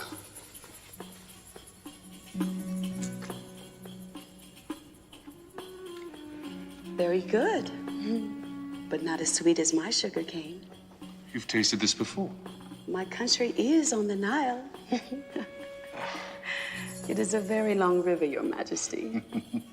We have grown sugar cane since the beginning of time.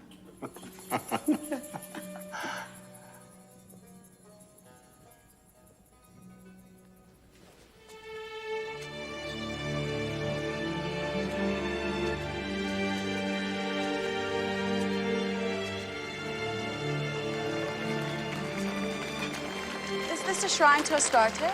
It is. How can this be allowed? You worship your one god. We're a trading nation. Merchants come from all over the world. If they couldn't worship their gods, they'd go somewhere else. How strange. To put trade before faith?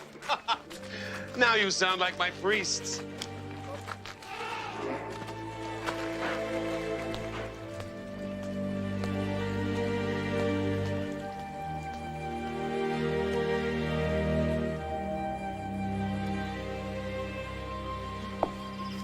Something is wrong with the fruit? Nothing. Just an ant. Just an ant.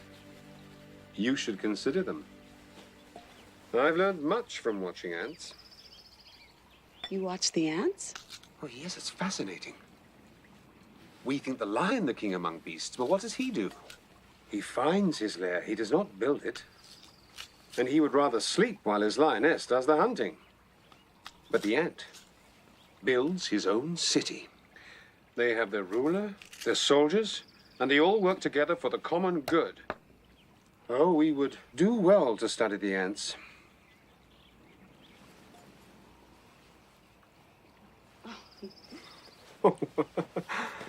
But I wish they'd find their own food. Joseph taught us all that forgiveness is God's way. Even if you have been wronged, you must look to God to know what he would have you do. Now, who remembers the fourth commandment? Ready, begin. Honor your father and mother, so your days may be long in the land that the Lord your God has given you.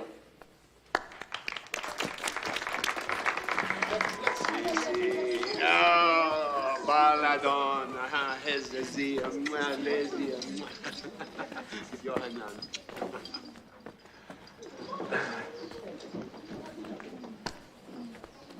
Do you know them all by name? If I forget, their mothers soon remind me. And they all worship your God, even though their mothers do not? Oh, yes, especially my sons. One day I must choose a successor. Not the eldest? That's not our law. I was not the oldest, and my father chose me. And I am certain that he made the right choice. He loved my mother above all his other wives. So love made you a king. Well, there are worse ways of choosing. A king's heart is a stream of water in the hands of the Lord. He turns it wherever he will.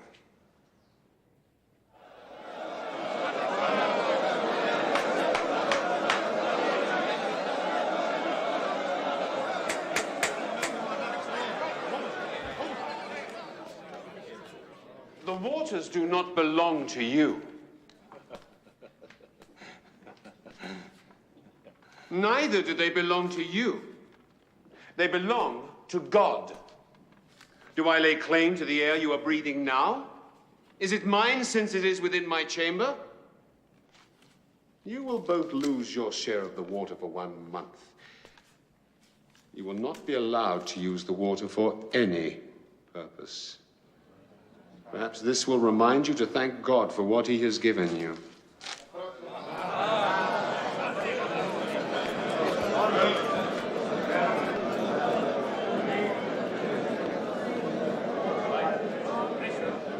Next case. The fear of the Lord is the beginning of knowledge. Keep the Lord's commandments and teachings as the apple of your eye. Train your children well, so when old they will not fail you. And he who loves discipline loves knowledge. He who hates to be rebuked is stupid. Also, those who belittle another lack sense. And the righteous know the needs of their animals. Only the wicked are cruel. The soft answer turns away wrath.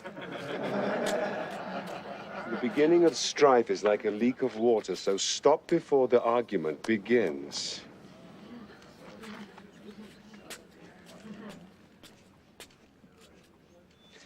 And remember, the wise man remains silent, so even fools who keep quiet can be considered wise.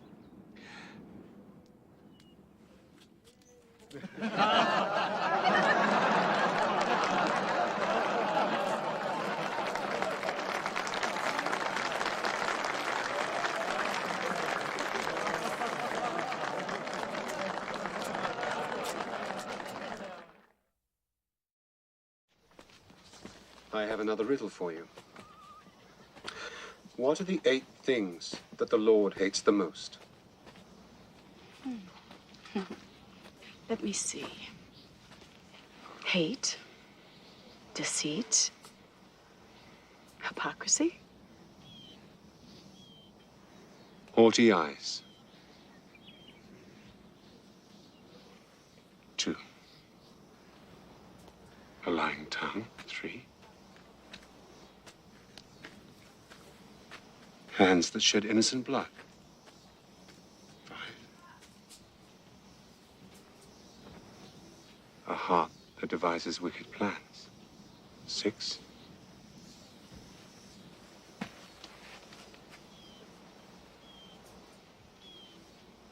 Feet that run towards evil. 8.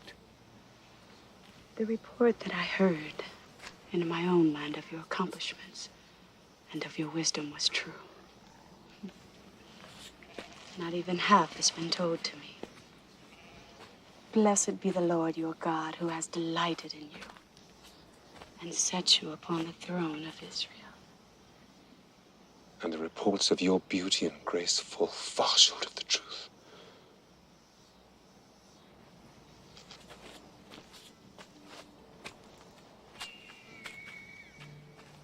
Did you swim as a boy? Yes, of course. Do you still swim now that you're king? Sadly, never. Time again.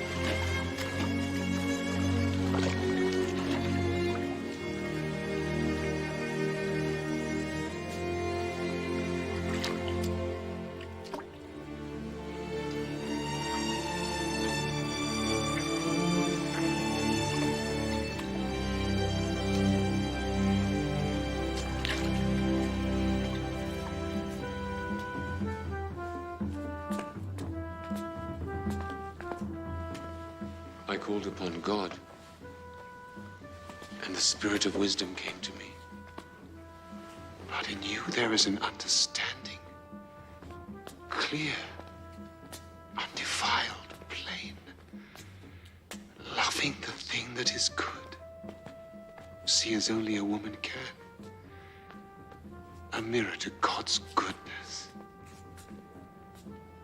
You are the queen to my king. I've sought you ever since I was a youth, without knowing what it was I was seeking. Solomon, more than anything else in the world, I want to bear you a son. Then our minds are as one. More than anything else in the world, I want to marry you. Do you imagine I haven't thought about it? Would you give up your kingdom for me? Israel is more than a kingdom. It is a faith. It has been called by God to do great things. Yes, I've come to realize that. Isn't the position already rather crowded? They are nothing. You are everything. Solomon, I cannot abandon my people forever. A crown is like a seam of gold. There are always those who seek it. One day, I will have to return. But a boy from you, that promises us a whole year together. You shall have your year. And I will be your wife. Yes, I will.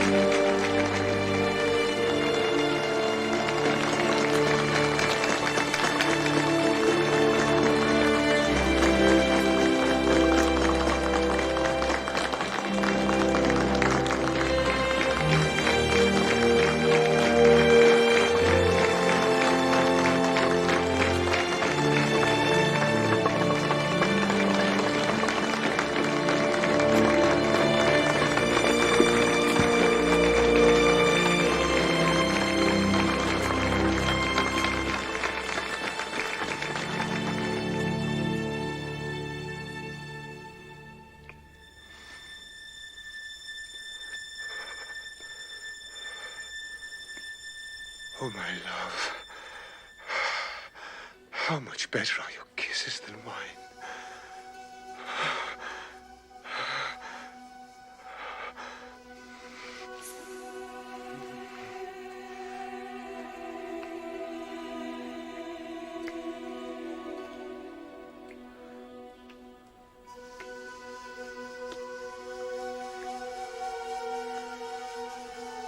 Oh, my love.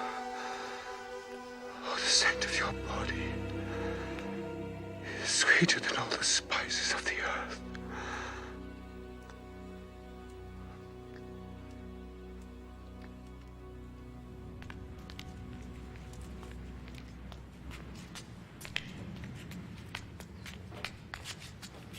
My lord? Not now, Jeroboam. I'm late to meet my queen. They sent me to speak for them. Who sent you? The elders, the officers of the court. They say we are friends. They say you will listen to me. Very well. What is it? Say it. The ship of state needs someone at the steering oar. What does that mean, Jeroboam? There are matters which demand your attention other than the Queen of Sheba's thighs. How dare you? No one speaks to me like that. Get out! Get out!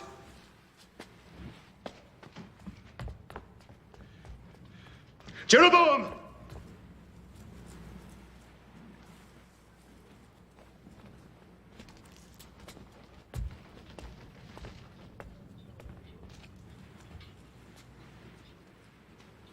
I apologize. It is too easy for a king to avoid criticism. Say your speech. Taxes. Forced labor. The people would endure it while the temple was being built. The temple is finished. The taxes should also cease. You should show yourself in the provinces. Popularity is a fickle thing that could leave you, and finally your crown depends on the love of the people. And, may I add, on the love of God. You have served him well in the past, but is that a surety for now, for the future? Jeroboam, listen to me. And listen to me carefully. I love her above duty, above health. I choose her over light, because the light that radiates from her never dims.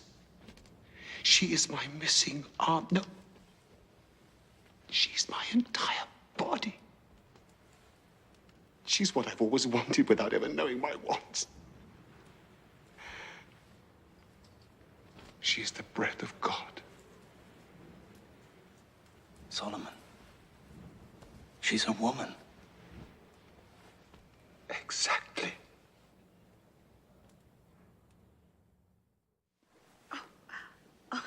Feel.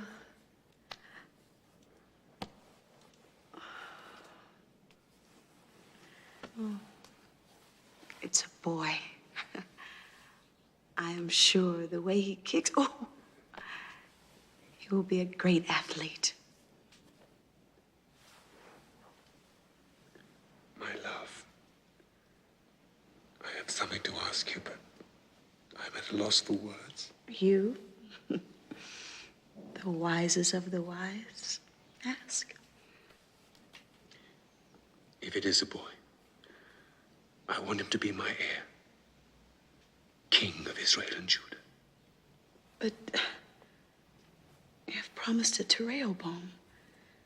He is to be your heir. Unless I decide otherwise. And I do. Stay here with me. We will raise a mighty king, strong, wise, whose voice will be heard throughout the land, proclaiming the righteousness of the Lord.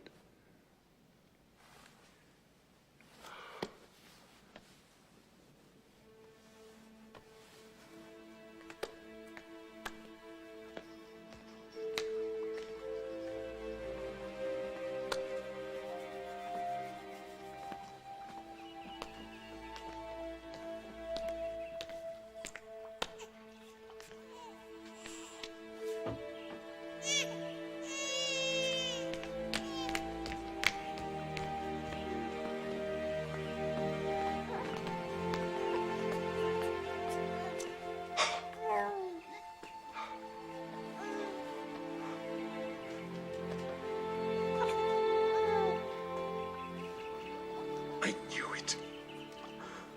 A boy. A boy. A king. I shall call you Menelik, the chosen one. Thank you, God. Thank you.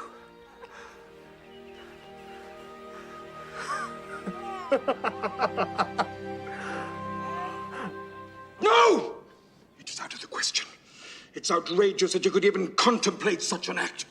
The throne is mine. I have a right to choose my successor. No, the choice is not yours. It must be ratified by God through the high priest and the council. King David chose me. above all his sons, younger or older. He chose you, yes. But you were not made king until anointed by the high priest Saddam. Then, and only then, you became king. True? Yes, yes, I went through the usual formalities. Usual formalities? You make one of the most sacred acts of our faith sound like a blessing before dinner. She is not of our faith. I don't know who she worships, but it is not the one true God. She wishes to embrace our faith. You know the law. She must be one of us. Raised and born in fear of the living God.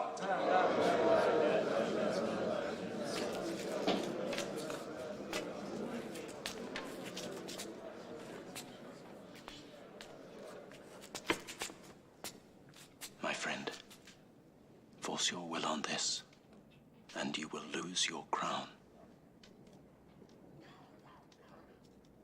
There would be a revolution.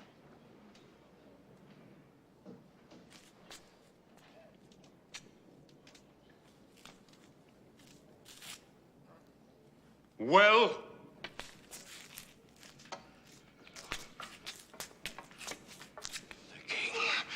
May live forever. Knows the law. Neither I nor any priest in Israel would dare anoint the son of the Queen of Sheba as heir. That is the holy law. And even kings must live and die by it. that is your final word? It is the holy law.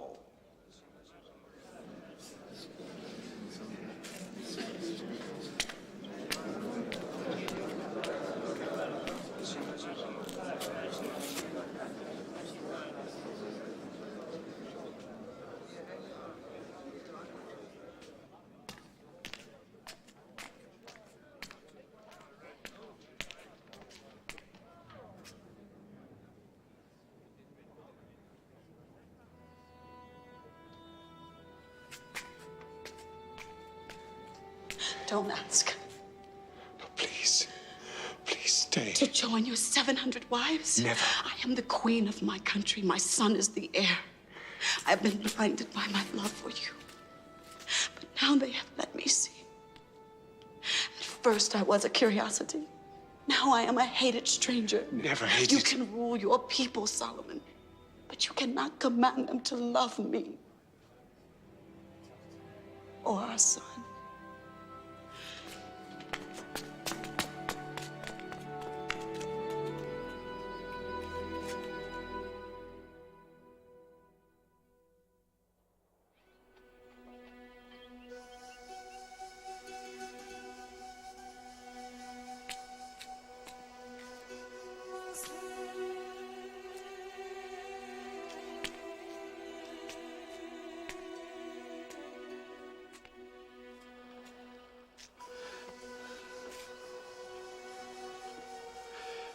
The city would be a tomb without you.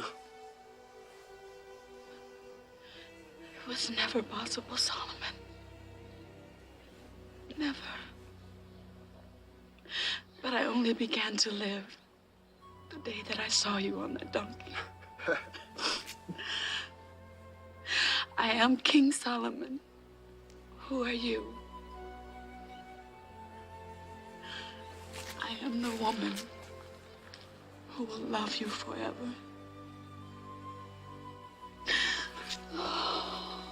Our son will have a crown. He will rule my kingdom. And Solomon, I want him to rule under your God, whom I intend to make mine.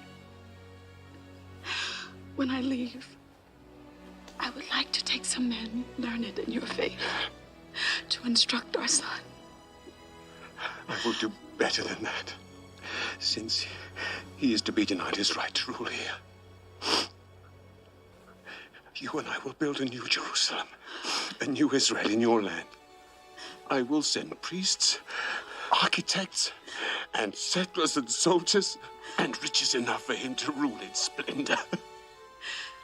Then I will give him another name. I will call him David, in honor of your father.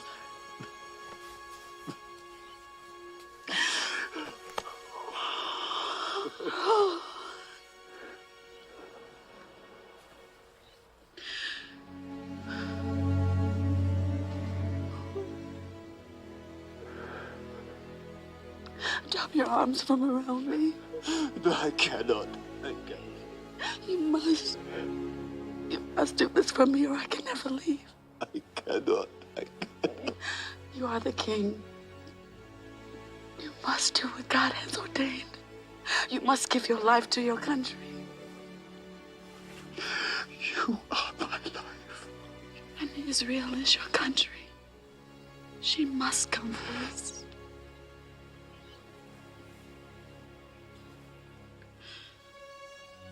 Drop your arms from around me and let me go.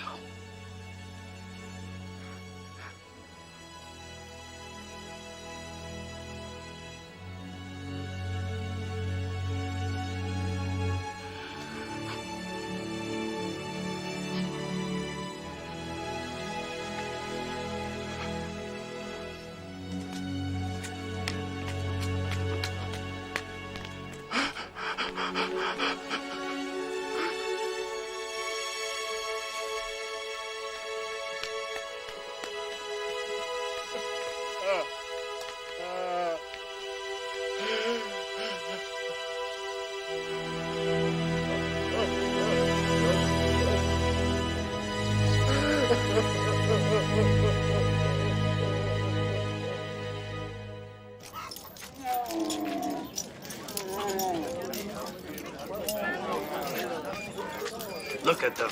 More gold. 600 talents of gold, I've heard tell. 600? That's a whole year of taxes for the entire country. He's gone mad. You never know what a man will do when he starts thinking with his groin. Look at them. Our finest citizens commanded to relocate. I don't pay taxes to pour into some hole in Africa. Why are we still paying these taxes? I thought once the temple was built. That's why.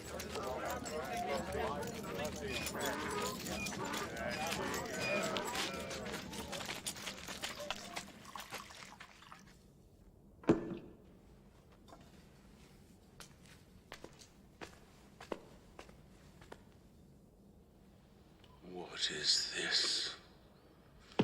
Gold cups! I want nothing but gold!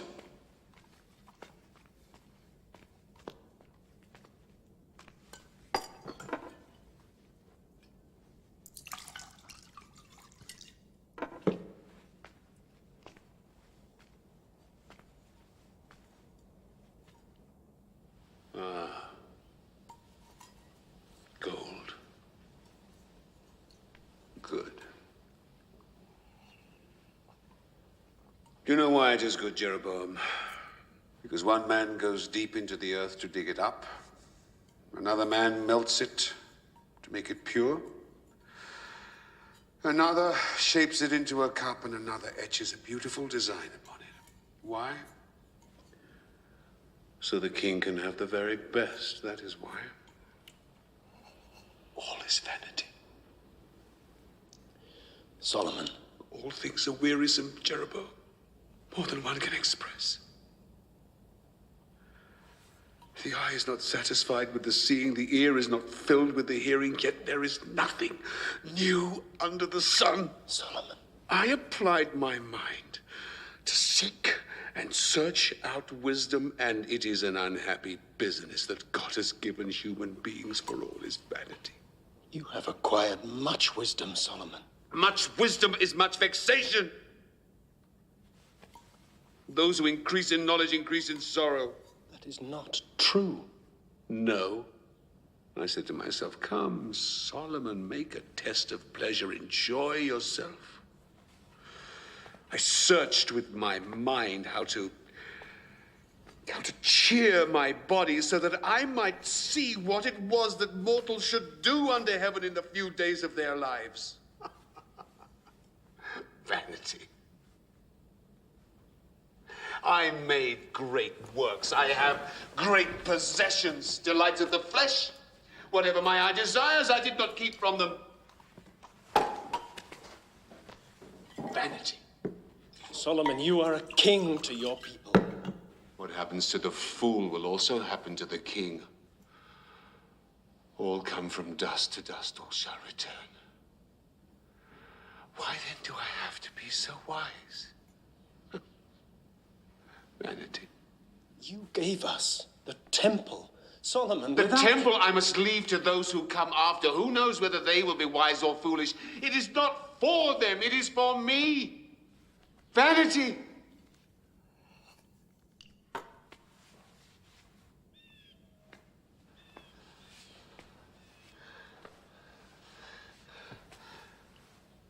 Jeroboam, what do mortals get from all the toil and strain?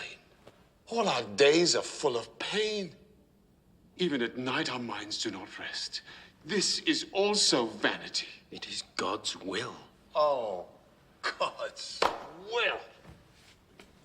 Every time a question is asked that cannot be answered, someone always says, it is God's will. I believe God's will is already written. Man has nothing to do with it. There is a season for everything and a time for every purpose under the heaven. All God's iron will. A time to be born, a time to die, a time to kill, a time to heal, a time to weep, a time to laugh, a time to dance, a time to mourn. God's will. Business that God has given everyone just to keep them busy. But we cannot know God.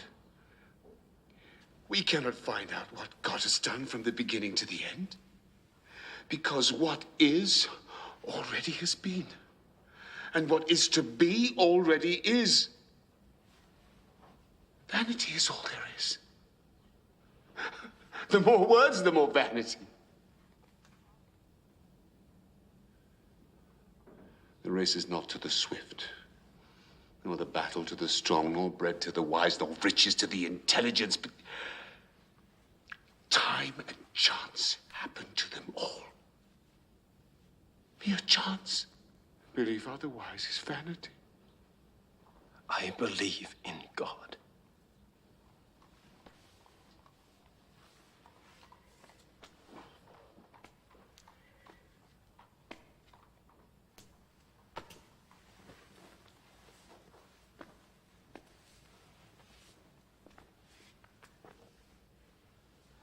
Jeroboam, remember your Creator in the days of your youth, before the days of troubles come.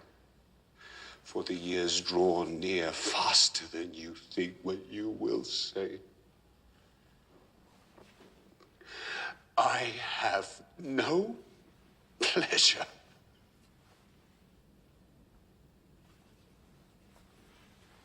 when strong men are bent.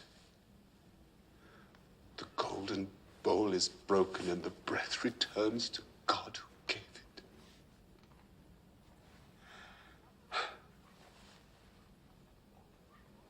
Vanity of vanities.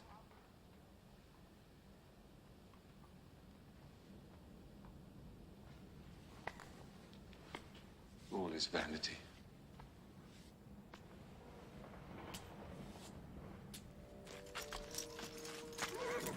The king is here. He's here. Quickly. Welcome, my husband and king.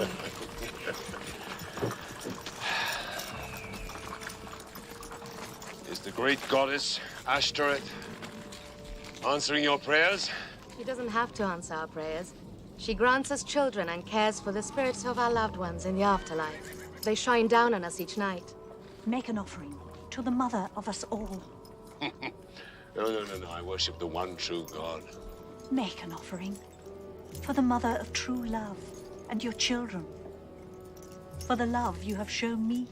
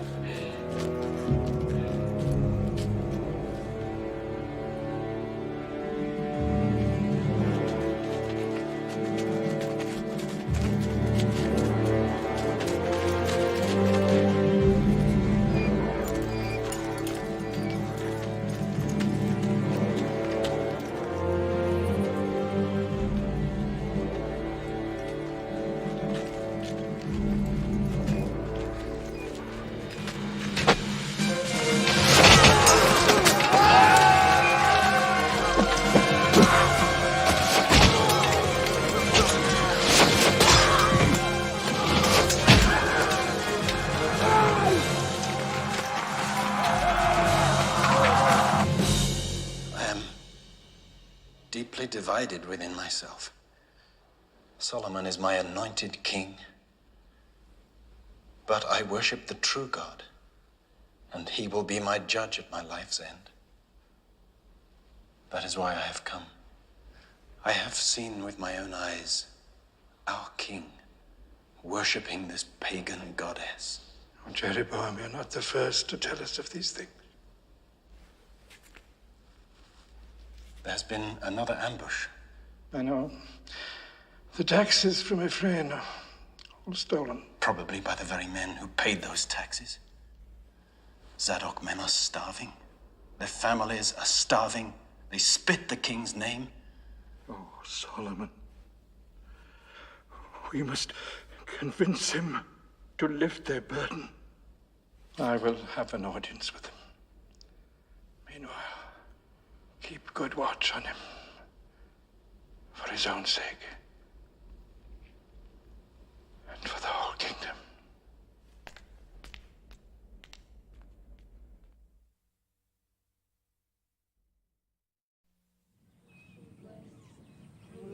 Over the universe. Without you, the river will not open. Merciful Lady, hear us. Oh, Mother of beautiful breast, rules over the universe. Without you, the river will not. It is written that the children of Israel should beware of marrying outside the faith. For those women will turn your heart away from the one true God. Much is written, little is understood.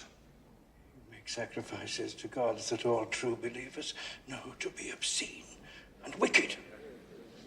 Great Solomon, if you persist in your worship of false gods, you will bring God's anger on your own head. And unto all this land of Israel and Judah. I study the world. It is possible to learn from the false as well as the true. God has given me the gift of wisdom, and I shall use it as I see fit.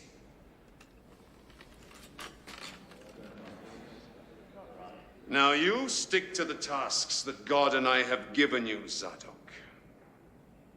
And I will stick to mine.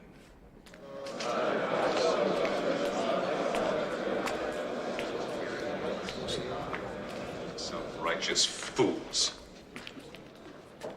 They know the law, and they know you are breaking it. It was I who was given the gift of wisdom. By God himself, not those doddering old windbags. They are God's representatives on earth. I am God's representative on earth. I am his anointed. What business is it of theirs if I show a tolerance to foreign gods? Building temples to them is more than showing tolerance. What do you know? You are a laborer. This laborer thinks you should take one of your secret walks.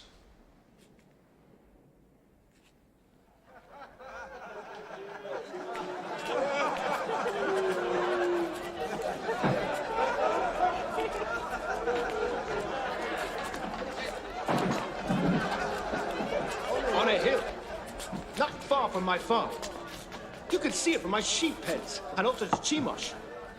I keep my woman and kids inside under lock and key when they're about. Disgusting. Shouldn't be allowed. And you know who I saw up there? The king himself. Yes, it's true. With his fancy women. All over them he was. Yes, dearest. No, dearest. They're all over the place. These altars, like a plague of boils. Let's go and pull it down. I mean it. Who's going to stop us? Who disagree with us? You fools! I'm no fool. All of you. You're all fools. Israel is surrounded by goddess worshippers every other country. And it's not only the king's wives, is it? Many other citizens make secret offerings at those same There is altars. only one true God. How do you know? This is how I know. Hey, what's going on? Stop it! Stop it!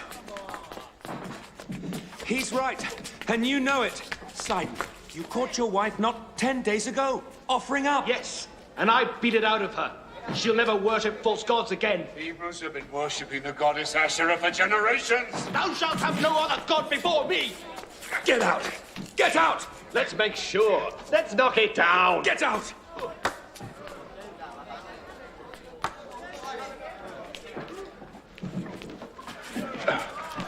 Thank you. Get out. I believe in only one God. Always will.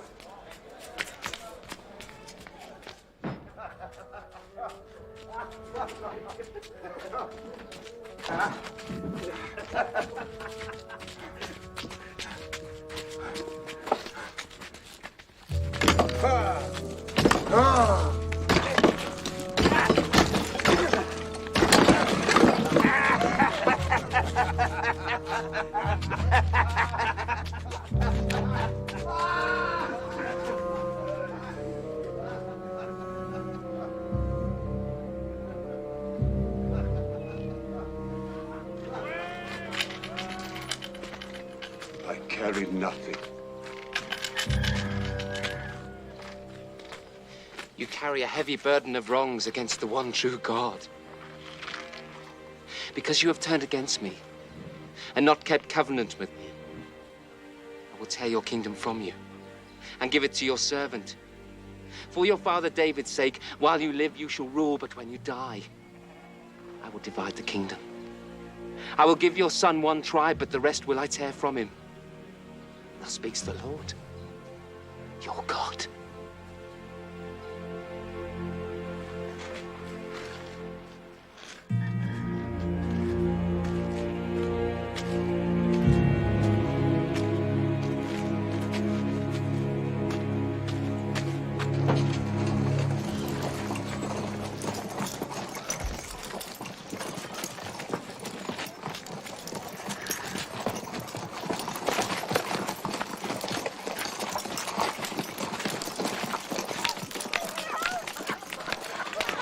Where are you going? I will have you if I want you. And I do want you.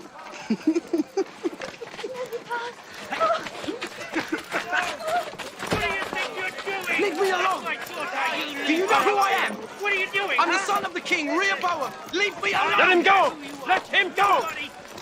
He is who he says he is. He insulted my daughter. I don't care who he is. He has no right. Give him over to my care. I will see the king hears of this. I will see justice done. Hope you will accept this as fair recompense.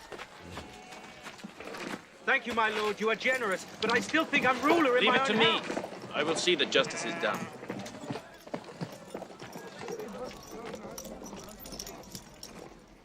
Solomon, you must speak with Rehoboam. He is a disgrace to you.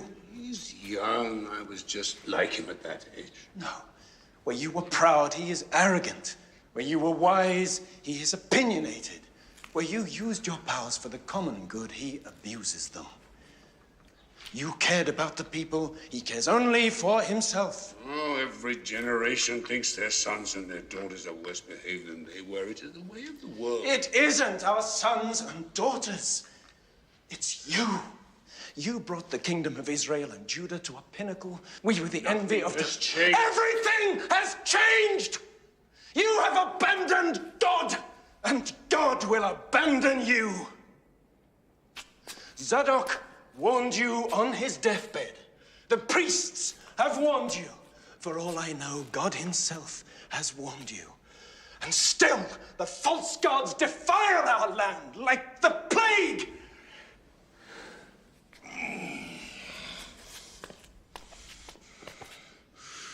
I would allow no other man to speak to me like this, Jeroboam. Then hear me. It is not too late. You made me superintendent of the northern provinces. There is much anger there. If they should break away, it would be the end of everything. Israel would again be nothing more than a few wandering tribes. Then I suggest you go there to rule them.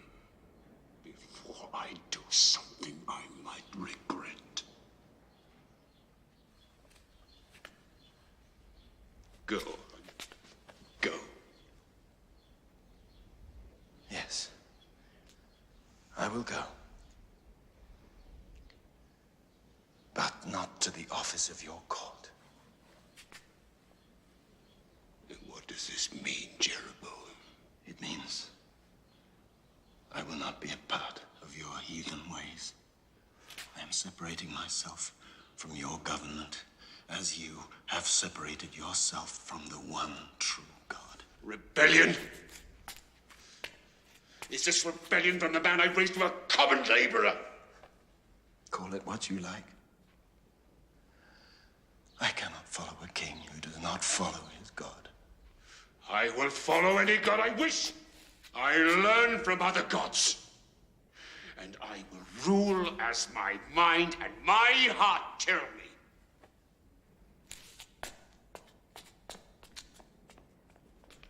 And I shall do it all without the hand-wringing cretins of the court. Do you hear me?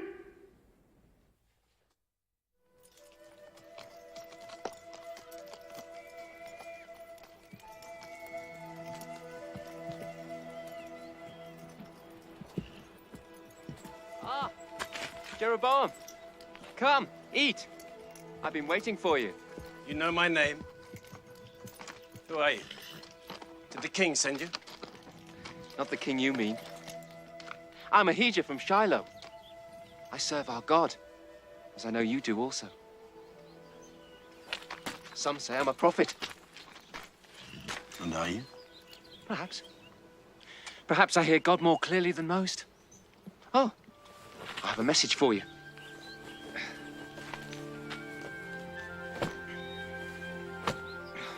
It's a strong new cloth.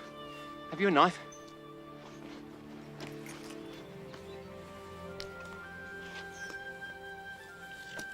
Good. Come.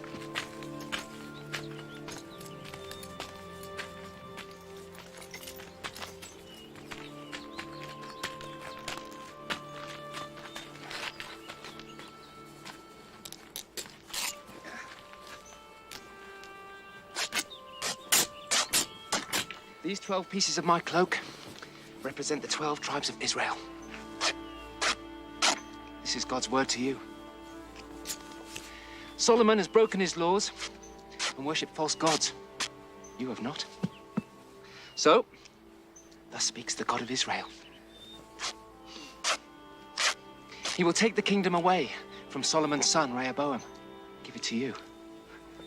That is the 10 tribes. Now, he will give the tribe of Judah to Rehoboam, so that his servant David will always have a lamp before him in Jerusalem. Do you understand?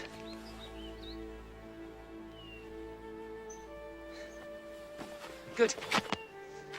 Then I must be on my way. Keep God's law, and he will keep faith with you. Come. Come. Where are you going? To deliver the last few pieces of my cloak. Come. God would do this. I am simply his messenger. I should have you killed. I notice sometimes the custom to kill the messenger who bears bad news. But the messenger from God, I would think carefully.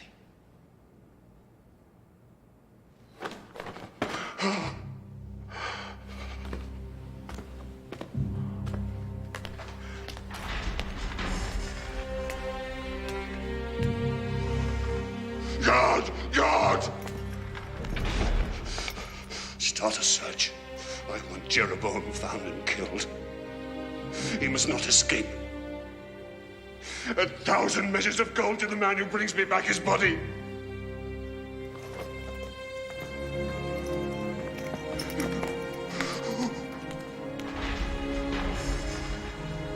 Oh, Lord, Lord, oh, Lord.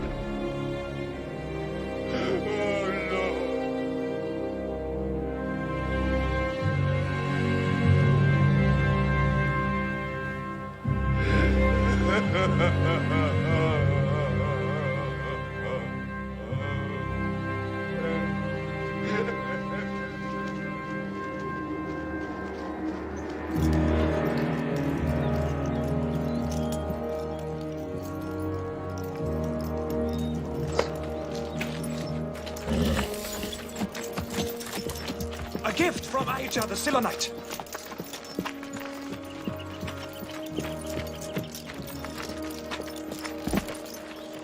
Keep that, too.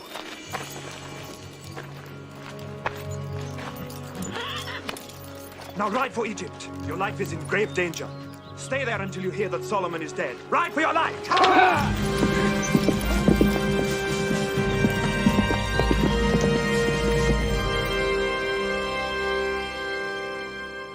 Where is my son? Where is Rehoboam?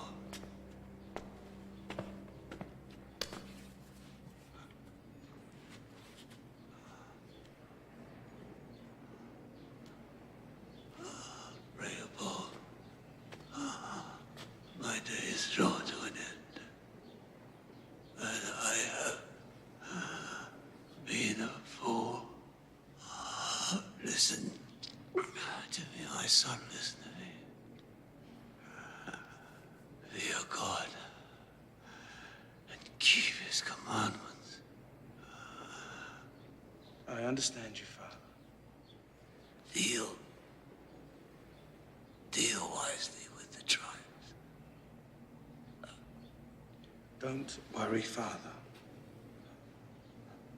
I know how to deal with them. No. No. No.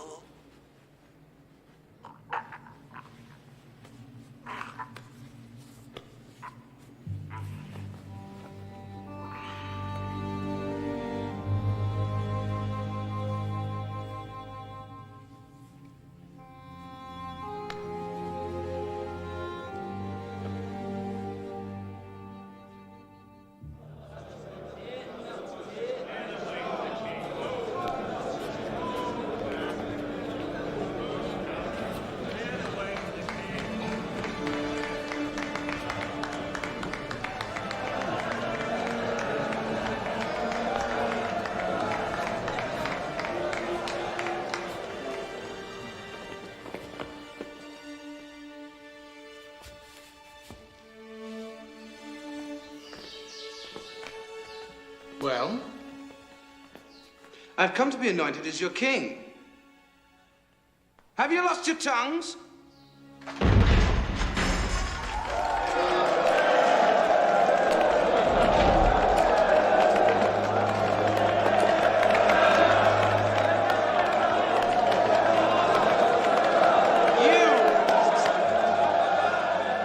Your father broke God's holy law, and his punishment has fallen on his people. They groaned under Solomon's taxes. They bled under the lash of his forced labor. They will tolerate these things no longer. They want your word. There will be no more forced labor, and the taxes will be fair. Otherwise, they refuse to become your subjects.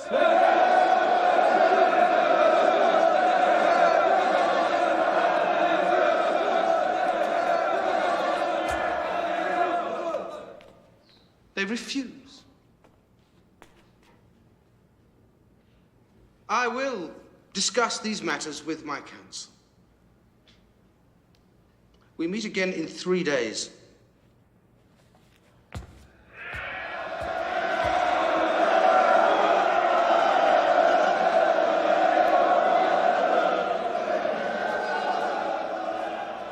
I beg you, my lord, consider carefully. Your noble father always preferred peace to war. Of all wars that can be waged, the worst, the most bloody, is a civil war. It would be the end of the kingdom. You are king! Any sign of weakness, if you give way to their demands, they will walk over you like cattle over a meadow. I say stand firm. Why listen to these old greybeards?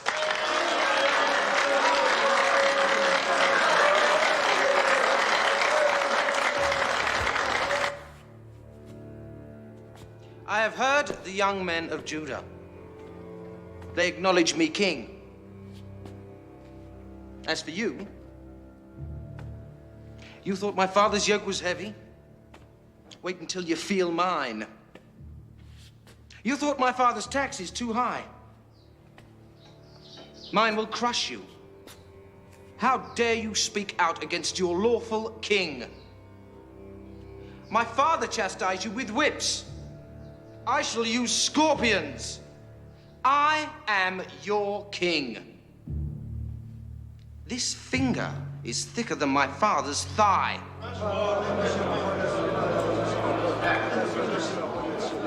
That is your final word. I have nothing more to say. So be it. You have heard your king. Will you serve him? No. Then we are no longer one nation. The prophecy was true. The glory of Solomon is gone forever.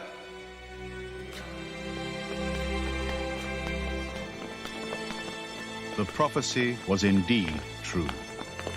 Jeroboam ruled the 10 tribes of Israel. Only the tribe of Judah remained loyal to Rehoboam. But Solomon's prayer was answered. For 360 years, the temple remained a place where God and his people would come together, where he would hearken to the prayers of mankind and forgive.